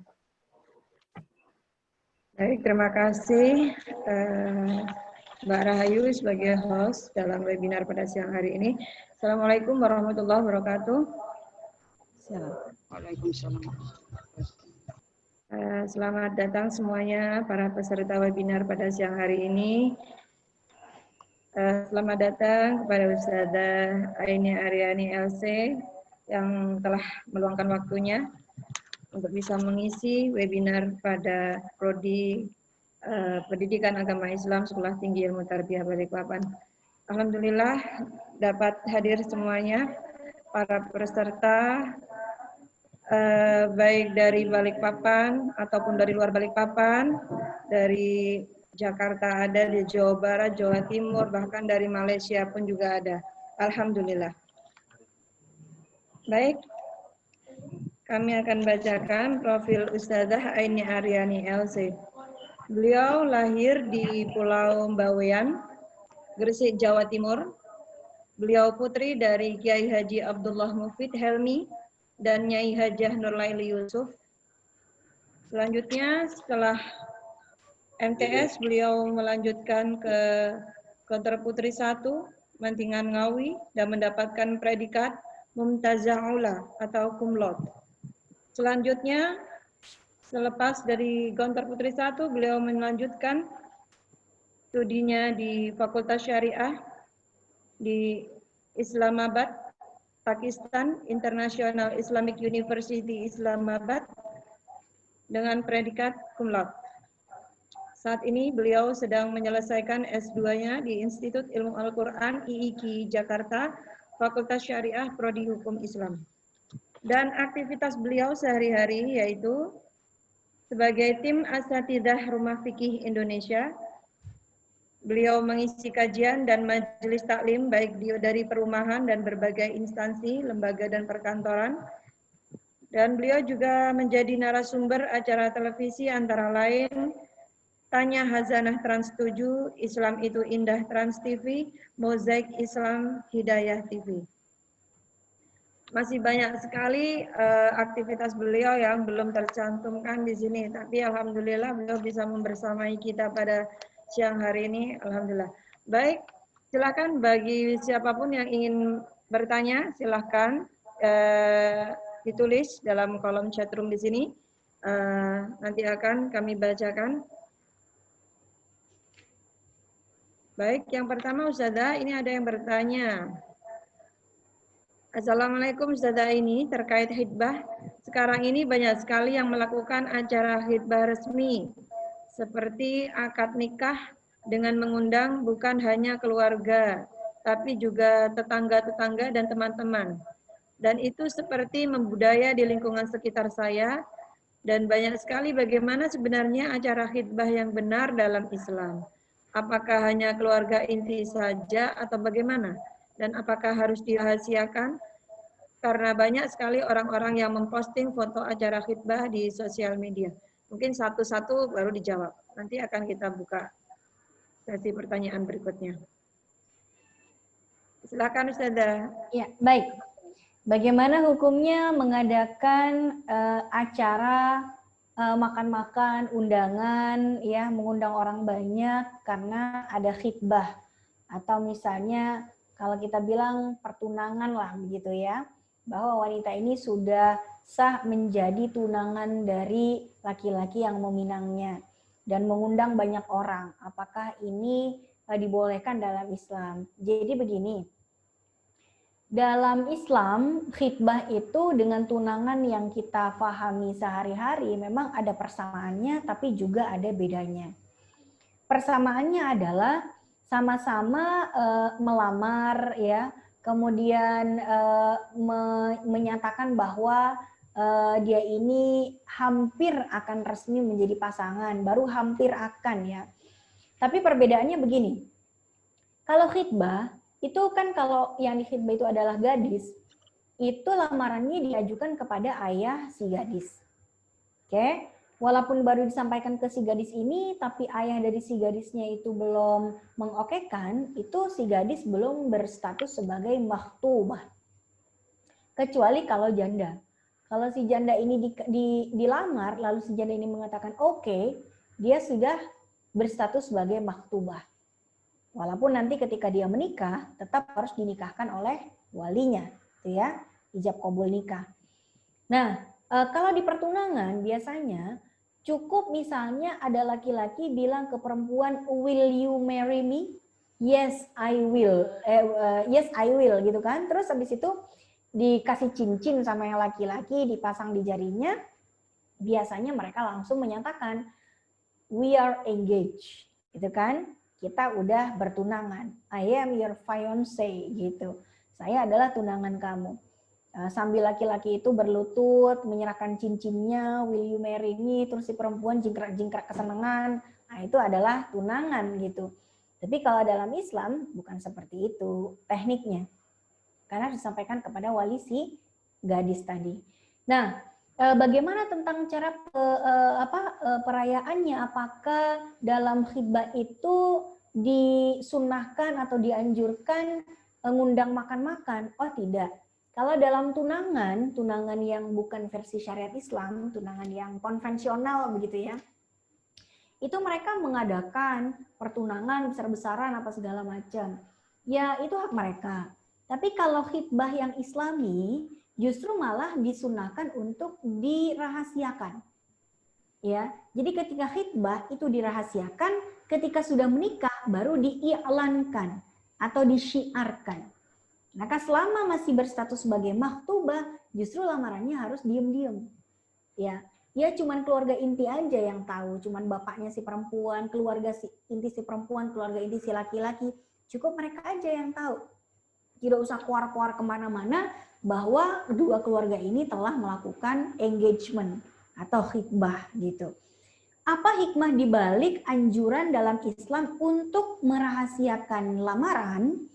Karena ketika seseorang itu sudah melamar seseorang, ya, apalagi belum diokekan, takutnya nanti malah lamarannya nggak diterima, malah malu. Yang laki-lakinya malu, yang perempuannya dianggap sombong. Nah, terus kalau mereka sudah melamar, sudah terjadi lamaran, yang laki-laki melamar, yang walinya si perempuan udah oke, mereka sudah resmi menjadikan perempuan ini sebagai makhtubah, itu pun masih disuruh untuk dirahasiakan. Kenapa? Karena sebelum janur melengkung, karena sebelum ikatan pernikahan itu menjadi sah, masih banyak kemungkinan-kemungkinan yang akan terjadi.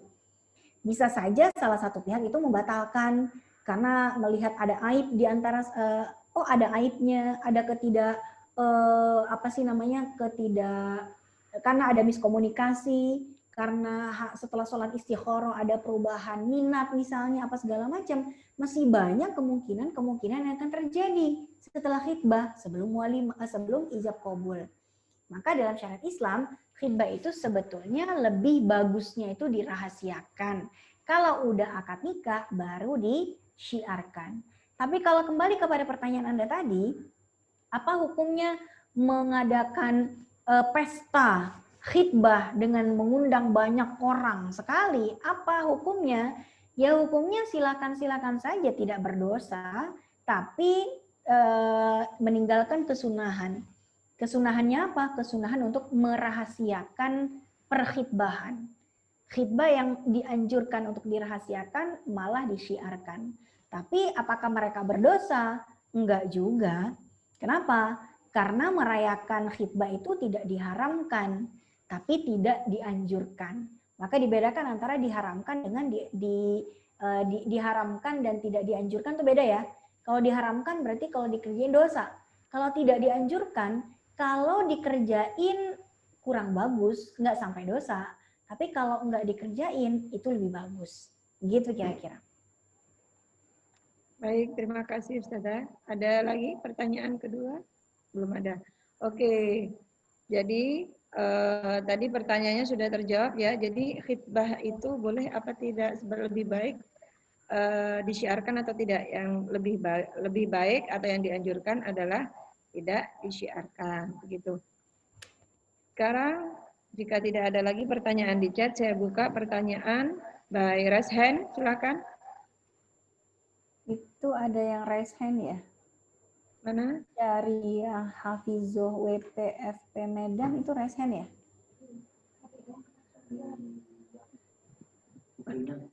Mana sih? Muhammad Kak Ansori. Hafiz, silahkan dibuka videonya.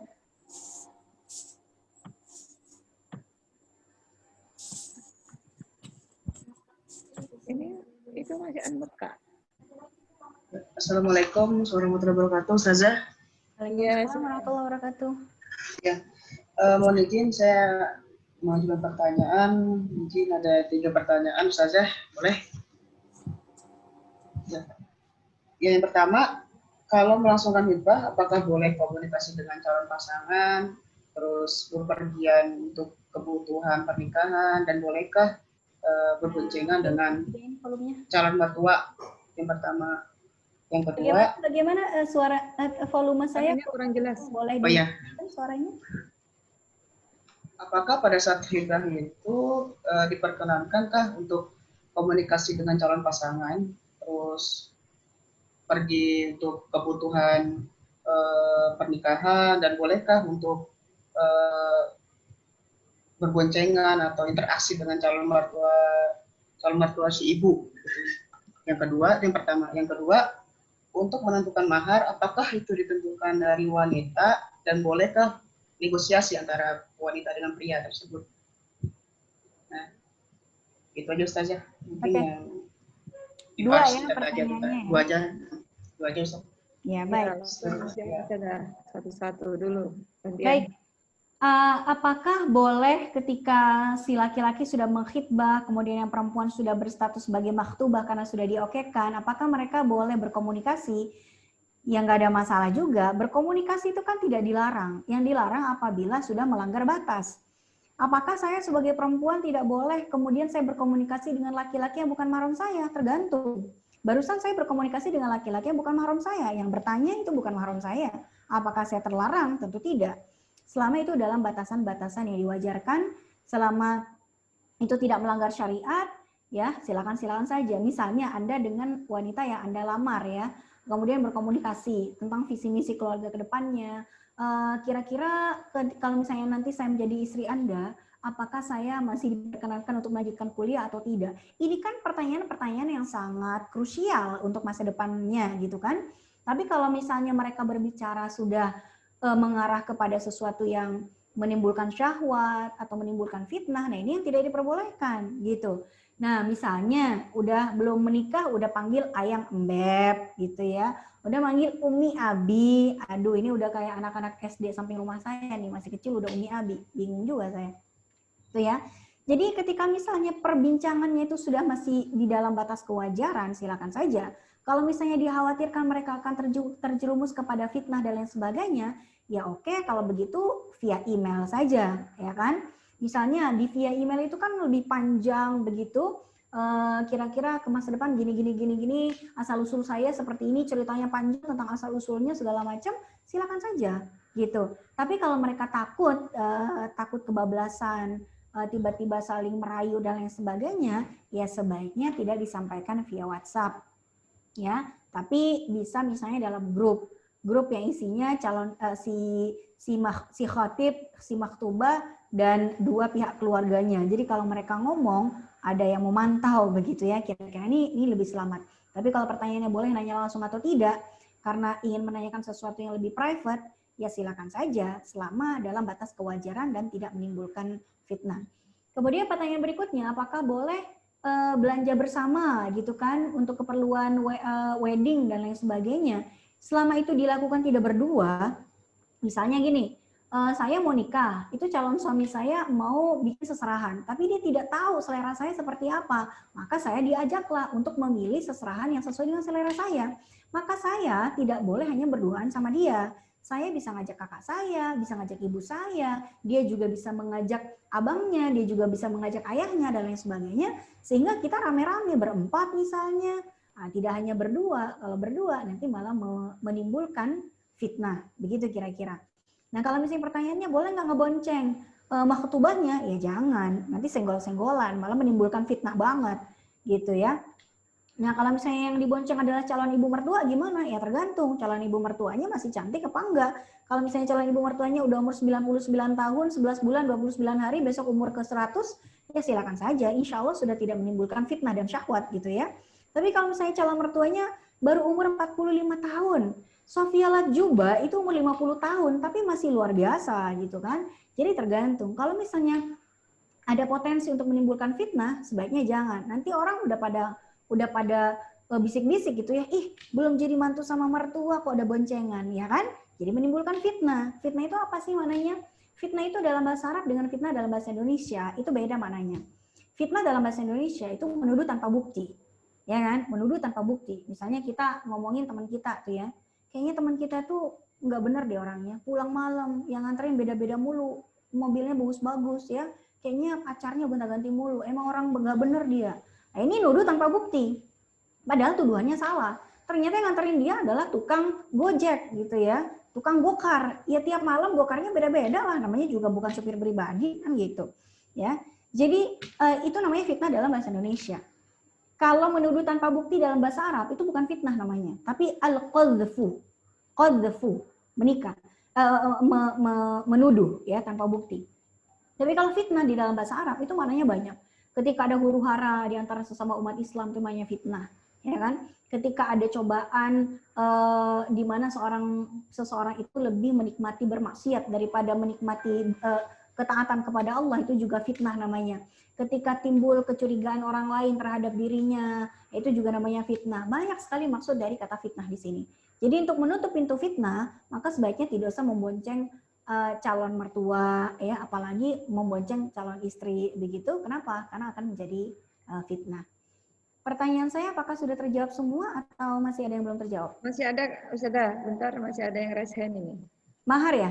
Mahar ya tadi ya pertanyaan yang belum saya jawab. Oh ya, tentang mahar.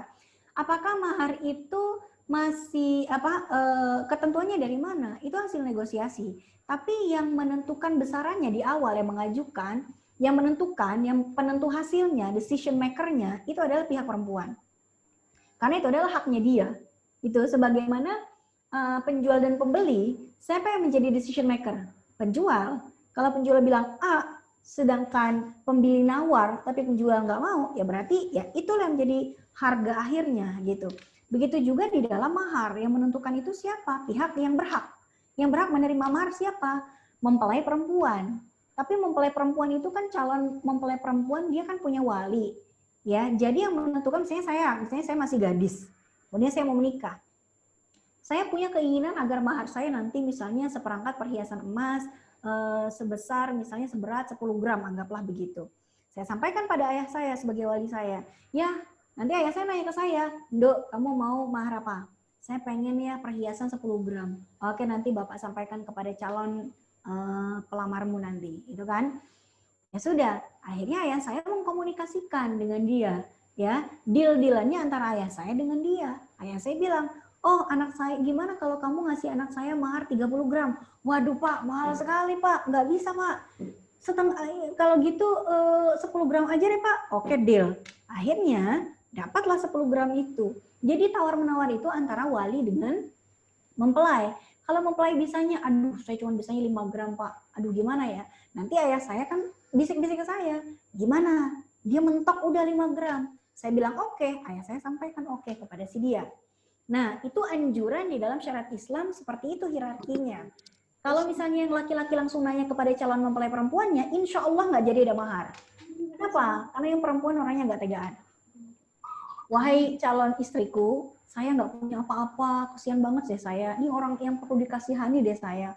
Gimana kalau maharnya itu maharnya jangan yang mahal-mahal gitu ya, kasihanilah saya. Maka apa jawaban si perempuan? Ya udahlah mas, nggak usah pakai mahar, yang penting setia. Akhirnya nggak jadi ada mahar gitu loh. Jadi komunikasi itu adalah mempelai laki-laki dengan wali dari si perempuan. Antara logika ketemu dengan logika, laki-laki ketemu dengan laki-laki. Kalau logika ketemu dengan emosi, emosinya kalah gitu.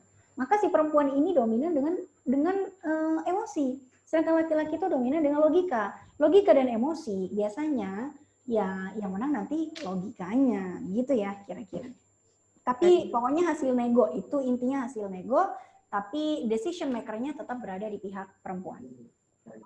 Oke. Baik, terima kasih Ustazah. Sekarang Syariah Hafiz. Apa? Mana orangnya ini? Bu Latifah. Oke, Bu Latifah. Silakan Bu Latifah. Iya, yang pertama, terima kasih Ustazah. Saya yang pertama, tukar cincin itu termasuk mahar bukan? Yang kedua, kalau mahar yang laki-laki tidak punya, terus dari pihak istri memberi mahar, memberi mahar kepada laki-laki untuk diberikan ke wanita itu bagaimana? Terima kasih. Oke, baik. Tukar cincin maksudnya yang dilakukan pada saat khitbah ya? Pada saat khitbah ya, Mbak Latifah? Bu Latifah, Mbak Latifah? Tukar cincin yang dilakukan pada saat khitbah atau wali atau akad nikah? Dimatikan kan? Pada saat? Pada saat nikah? Akad nikah. Oh, pada saat akad nikah. Tergantung akadnya seperti apa. Maksudnya akad cincin itu maksudnya untuk apa? Apakah dia mau dimasukkan ke dalam rangkaian mahar atau tidak? Tergantung. Ataukah itu hanya sebagai simbolis saja? Jadi tergantung akadnya seperti apa. Bukan akad nikahnya ya. Tergantung akad dari tukar cincin itu. Kalau misalnya pihak yang perempuan mengatakan, saya mau mahar berupa seperangkat alat sholat plus cincin. Nah, berarti cincin masuk dalam rangkaian mahar. Tapi kalau misalnya perempuan mengatakan, saya mau mahar seperangkat alat sholat aja. Tapi kalau cincin buat, ya kalau kata kita bilang pantas-pantasnya lah begitu, dan si perempuan tidak mensyaratkan itu, tidak menjadi syarat keabsahan ijab qabul, ya berarti itu bukan mahar. Karena mahar itu ada dalam madzhab Syafi'i, posisi mahar itu bukan rukun nikah, tapi dia menjadi syarat. Menjadi syarat sahnya nikah kalau si perempuan tidak melepaskan hak maharnya. Jadi kalau misalnya disyaratkan dari awal oleh pihak perempuan, pokoknya nanti harus ada cincin ya, harus ada cincin. Berarti itu sudah mengharuskan ya, berarti itu nanti masuk dalam rangkaian mahar. Tapi kalau tidak diharuskan oleh mempelai perempuan, ya berarti itu bukan mahar. Kemudian pertanyaan yang kedua, kalau misalnya pihak laki-laki dan pihak perempuan misalnya ada kejomplangan status sosial misalnya dalam harta gitu ya. Yang perempuan orang berada, sedangkan yang laki-laki misalnya orang yang tidak punya. Lalu si laki-laki ini, si perempuan itu mahar misal itu adalah mahar standar dalam adat atau di dalam keluarganya ya. Mahar misalnya atau mahar standarnya adalah minimal seperangkat emas seberat 20 gram misalnya. Tapi ternyata yang laki-laki ini tidak mampu. Waduh, saya nggak mampu, saya bisanya cuma 5 gram doang gitu. Nah, apakah boleh pihak perempuan itu bersedekah kepada pihak laki-laki?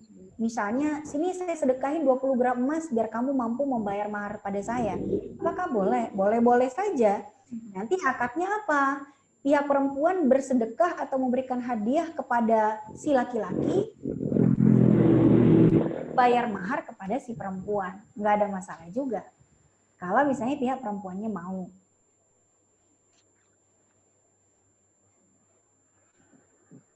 Ada lagi? Mohon izin bertanya, Ustazah. Sukman. Mohon izin bertanya, Ustazah. Silakan ya. Ya, bismillah. Assalamualaikum warahmatullahi wabarakatuh. Jazakillah khair atas waktu untuk bertanya. Di sini yang akan saya tanyakan adalah mengenai khitbah tadi, apakah di dalam syariat Islam ada ketentuan waktu pada saat kita mengkhitbah seorang wanita ini dikitbah sampai pada batas dia akan melaksanakan pernikahan. Apakah dalam syariat Islam itu ada batas waktunya atau tergantung dari kesepakatan atau akad kedua belah pihak? Mungkin itu saja. Terima kasih. Jazakallahu khair. Assalamualaikum warahmatullahi wabarakatuh. Silakan saudara. Jadi durasi yang ideal dalam syariat itu seperti apa? Dari khitbah ke ijab qabul itu apakah ditentukan atau tidak? Tidak ada dalil eksplisit yang yang menentukan tentang durasi yang ideal dari sejak khitbah sampai ke ijab qabul, tidak ada secara eksplisitnya. Tapi kalau misalnya anjurannya agar tidak terlalu lama. Walaupun tidak terlalu lama ini kadangkala ukuran bagi setiap orang itu sangat subjektif memang. Tapi semakin cepat itu semakin baik. Kenapa? Karena kalau misalnya waktunya itu terlalu lama, maka akan menimbulkan rasa was-was, agar ada banyak peluang syaitan menggoda masing-masing, sehingga masing-masing punya rasa was-was, ya, kemudian punya kecurigaan masing-masing. Yang laki-laki juga ternyata kenal dengan banyak perempuan yang ternyata lebih cantik dari makhtubahnya, yang perempuan ternyata kenal dengan laki-laki yang lebih gagah dari khatibnya, gitu kan? Jadi banyak sekali godaan-godaan yang dihembuskan oleh syaitan sehingga masing-masing punya rasa was-was. Ujung-ujungnya batal, nggak jadi nikah, akhirnya senanglah syaitan ketika ada dua manusia yang gagal menikah. Ketika dua manusia gagal menikah atau ketika dua manusia itu bercerai, itu kan yang paling senang siapa kalau bukan syaitan. Jadi idealnya makin cepat makin bagus. Tapi walaupun lama misalnya ternyata 1 tahun gara-gara nunggu yang perempuan itu lulus dulu misalnya selesai skripsinya. Apakah haram atau tidak? Ya nggak haram selama rentang waktu itu mereka tidak melakukan hal-hal yang diharamkan. Tidak berduaan, tidak pacaran, tidak pergi kemana-mana berdua. Jadi sewajarnya saja. Misalnya juga menunggu yang laki-laki lagi mau ujian. Yang laki-laki itu kuliahnya di Al-Azhar Mesir misalnya. Masih ngurusin ijazah sama ngurusin ujian. Sedangkan yang perempuan setia menanti di Jakarta atau di Balikpapan. It's okay, nggak masalah. Tapi sekali lagi makin cepat makin baik. Tapi boleh saja ditunda selama dalam masa penundaan itu mereka tidak melakukan dosa yang diakibatkan dari kedekatan secara psikis begitu. Oke. Jazakallahu khair Ustazah. Sama-sama Ibu. Baik, selanjutnya. Aku nanya kayak ini. Istiani Ramadan. Iya. Ini seputar, mohon izin bertanya ya Ustaz. Ini seputar mahar. Jadi ada misalkan lamaran tapi si wanita ini meminta si pria yang jadi maharnya. Itu gimana ya Ustaz? Si pria itu yang jadi maharnya? Iya, jadi wanitanya itu minta agar prianya yang jadi mahar. Oke. Unik ya, out of the box banget. Iya, baik. Biasa.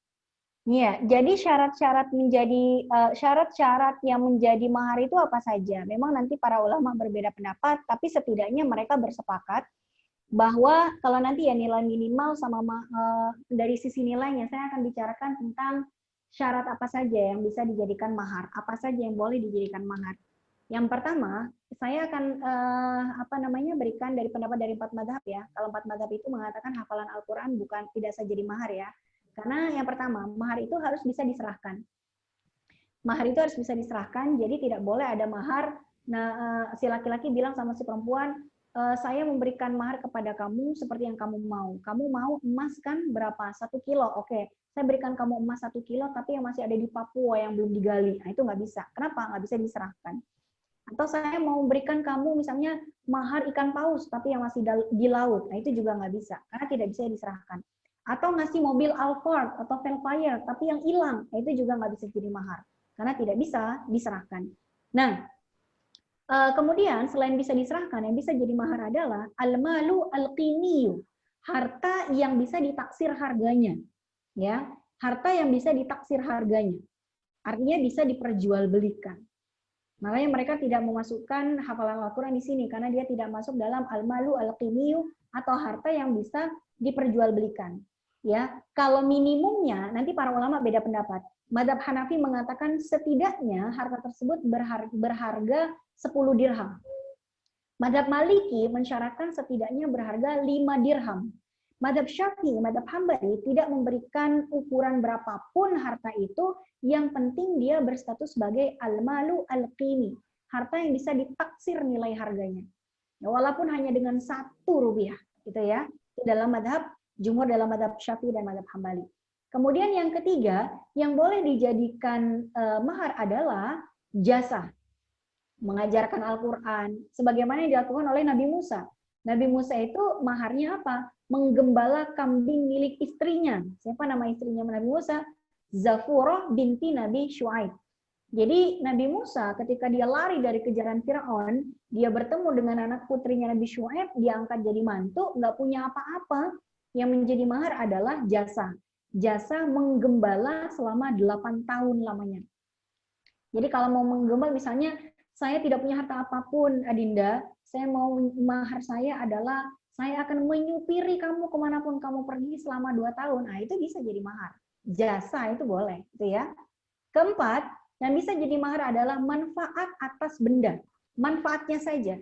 Misalnya calon suami saya punya villa, ya.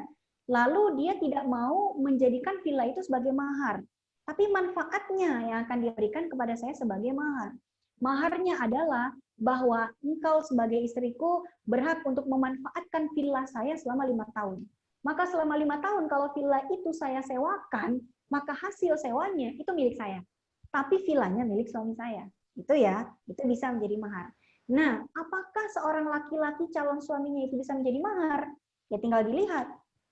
Seorang laki-laki itu harta yang bisa ditaksir harganya atau tidak? Enggak, manusia mah nggak bisa dijual belikan. Tidak bisa dijadikan objek jual dan beli. Karena dia adalah manusia merdeka. Kecuali kalau dia budak. Budak yang diperjualbelikan di zaman dulu kala. Kalau zaman sekarang udah nggak ada budak. Jadi, kalau misalnya si perempuan itu ditanya oleh calon suaminya, kamu mau mahar apa? Cukup dirimu yang menjadi maharnya. Ah, itu nggak bisa gitu loh. Kenapa? Karena seorang manusia itu nggak bisa diperjualbelikan. Gitu ya. Jadi nggak sah. Kenapa? Kalau nanti mereka jadi bercerai misalnya, berarti dia jadi milik siapa dong? Terus dia nikah lagi. Terus tiba-tiba, mantan suami pulang sini. Saya udah nikah lagi. Kamu kan mahar saya dulu. Kamu milik saya. Sini pulang. Nggak bisa. Karena manusia itu nggak bisa diperjualbelikan. Maka manusia itu tidak bisa menjadi maharnya. Terima kasih Ustazah. Ya, baik. Terima kasih. Sudah, tidak ada. Waktunya juga sudah habis. Saya Ustaz, Hasbi. Oke, monggo silakan. boleh? Oke. Terakhir aja Pak Hasbi. Terima kasih banyak Ustazah ya. Waktu yang telah diberikan. Ini yang pertama masalah mahar. Mahar itu kan yang paling mudah, dalam tanda kutip ya, mudah didapat tapi tidak murah yang gitu ya. Mudah ya. Apakah boleh mahar itu diambil atau diminta oleh laki-laki? Kan biasanya begini, bercerai diminta maharnya. Itu aja Ustazah. Terima kasih. Ya, baik. Jadi begini, kapan seorang wanita itu bisa memiliki mahar itu 100%?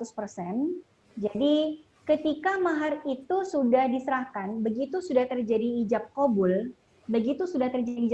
si perempuan itu sah menjadi istrinya si laki-laki, lalu mahar itu sudah diserahkan, maka si perempuan ini menjadi pemilik mahar tersebut 50%. Baru 50%.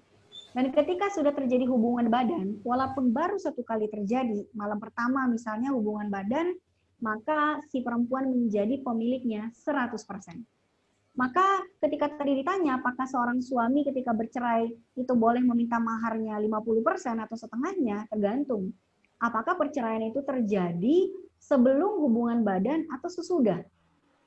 Kalau misalnya perceraian itu terjadi setelah mereka sudah melakukan hubungan badan walaupun baru sekali, maka tidak punya hak sama sekali si mantan suami ini untuk meminta. Karena sudah dimiliki oleh si perempuan, si istri ini 100% ya. Kecuali kalau ternyata terjadi perceraian sebelum hubungan badan, kayak siapa tuh ya? Tahu film Ketika Cinta Bertasbih ya, ketika Ana ataupun Nisa itu diceraikan oleh Furqan sebelum terjadi hubungan badan. Kalau misalnya terjadi kasusnya seperti itu, maka Ana ataupun Nisa wajib mengembalikan mahar 50%. Tapi kalau sudah terjadi hubungan badan, maka walaupun sekali, maka tidak boleh diminta. Suatu saat misalnya suami istri ini tidak bercerai, bukan bercerai. Misalnya mereka udah menjalani hidup rumah tangga bertahun-tahun lamanya, lalu gara-gara pandemi seperti sekarang dia kehilangan pekerjaannya, di PHK, lalu dia butuh modal untuk berbisnis misalnya, apakah boleh si suami ini mengambil mahar milik istrinya dengan dalih, dulu kan yang beliin saya juga, siniin maharnya mau saya jual buat saya bisnis. Apakah diperbolehkan? Tidak boleh, kecuali seizin istrinya. Kenapa? Karena pada dasarnya mahar itu adalah milik istri, suami tidak boleh mengambil tanpa seizin istrinya. Baik, terima kasih Ustazah. Sudah cukup? Baik. Saya izin menutup berarti, Ustazah. Baik, jamaah sekalian yang dirahmati oleh Allah Subhanahu wa taala, menarik sekali pembahasan kita hari ini tentang mahram, mahar, khitbah dan walimah. Mudah-mudahan bermanfaat untuk kita semua dan bisa kita praktekkan dalam kehidupan kita sehari-hari. Mohon maaf jika saya ada salah kata atau sikap. Jika ada, mohon dibukakan pintu maaf yang seluas-luasnya. Aku qouli hadza, astaghfirullah li wa lakum. Wassalamualaikum warahmatullahi wabarakatuh. Waalaikumsalam warahmatullahi wabarakatuh. Buka lagi. Suara saya udah ditutup.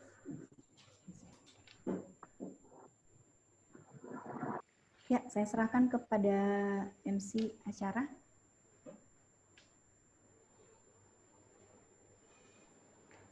Baiklah, tanya jawab telah usai dan materi pun telah disampaikan.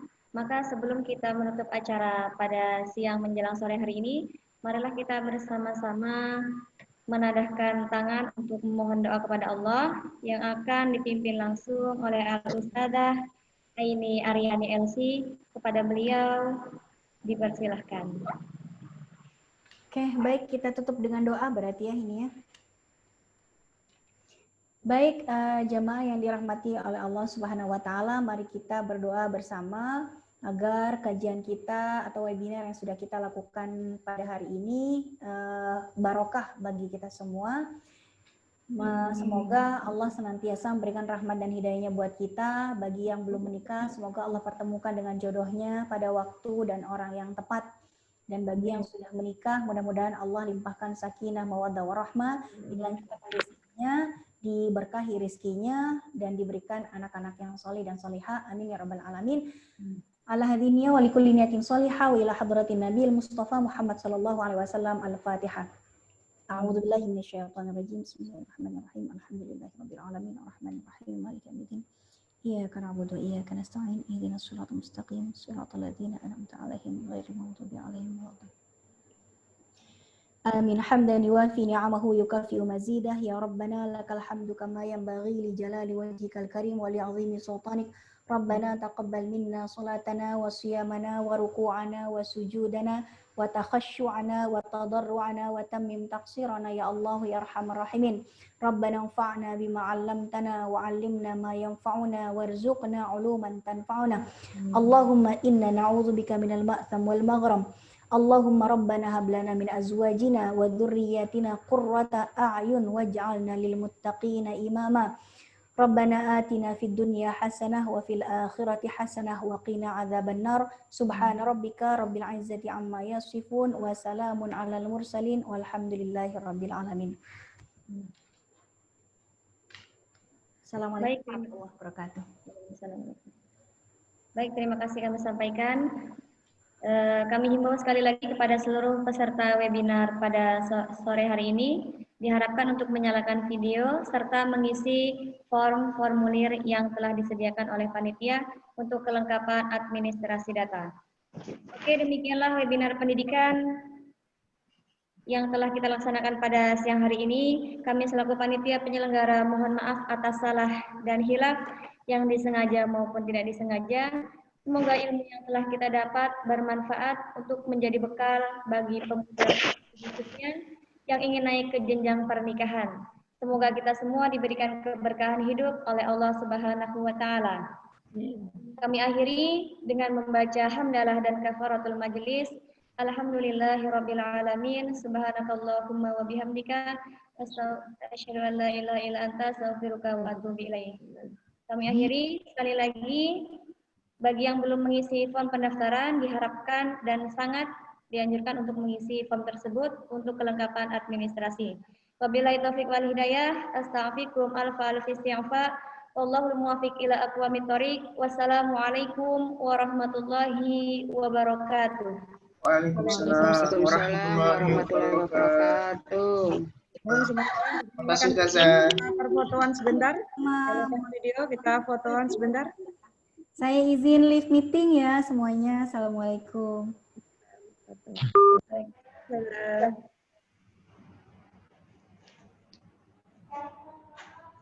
Oke.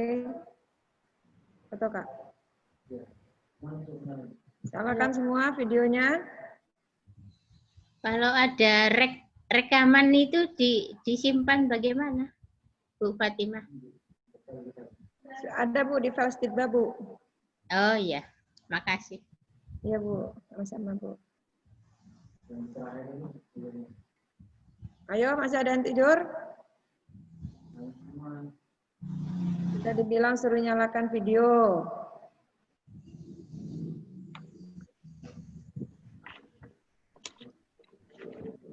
Kebiasaan. Izin live Bu Fatimah. Oke, sudah.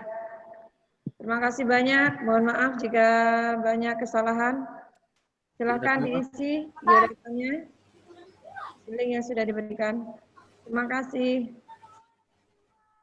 Sama-sama. Izin live Bu.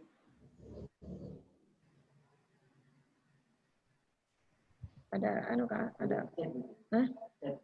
Kenapa? Iya sudah baca pasti mereka.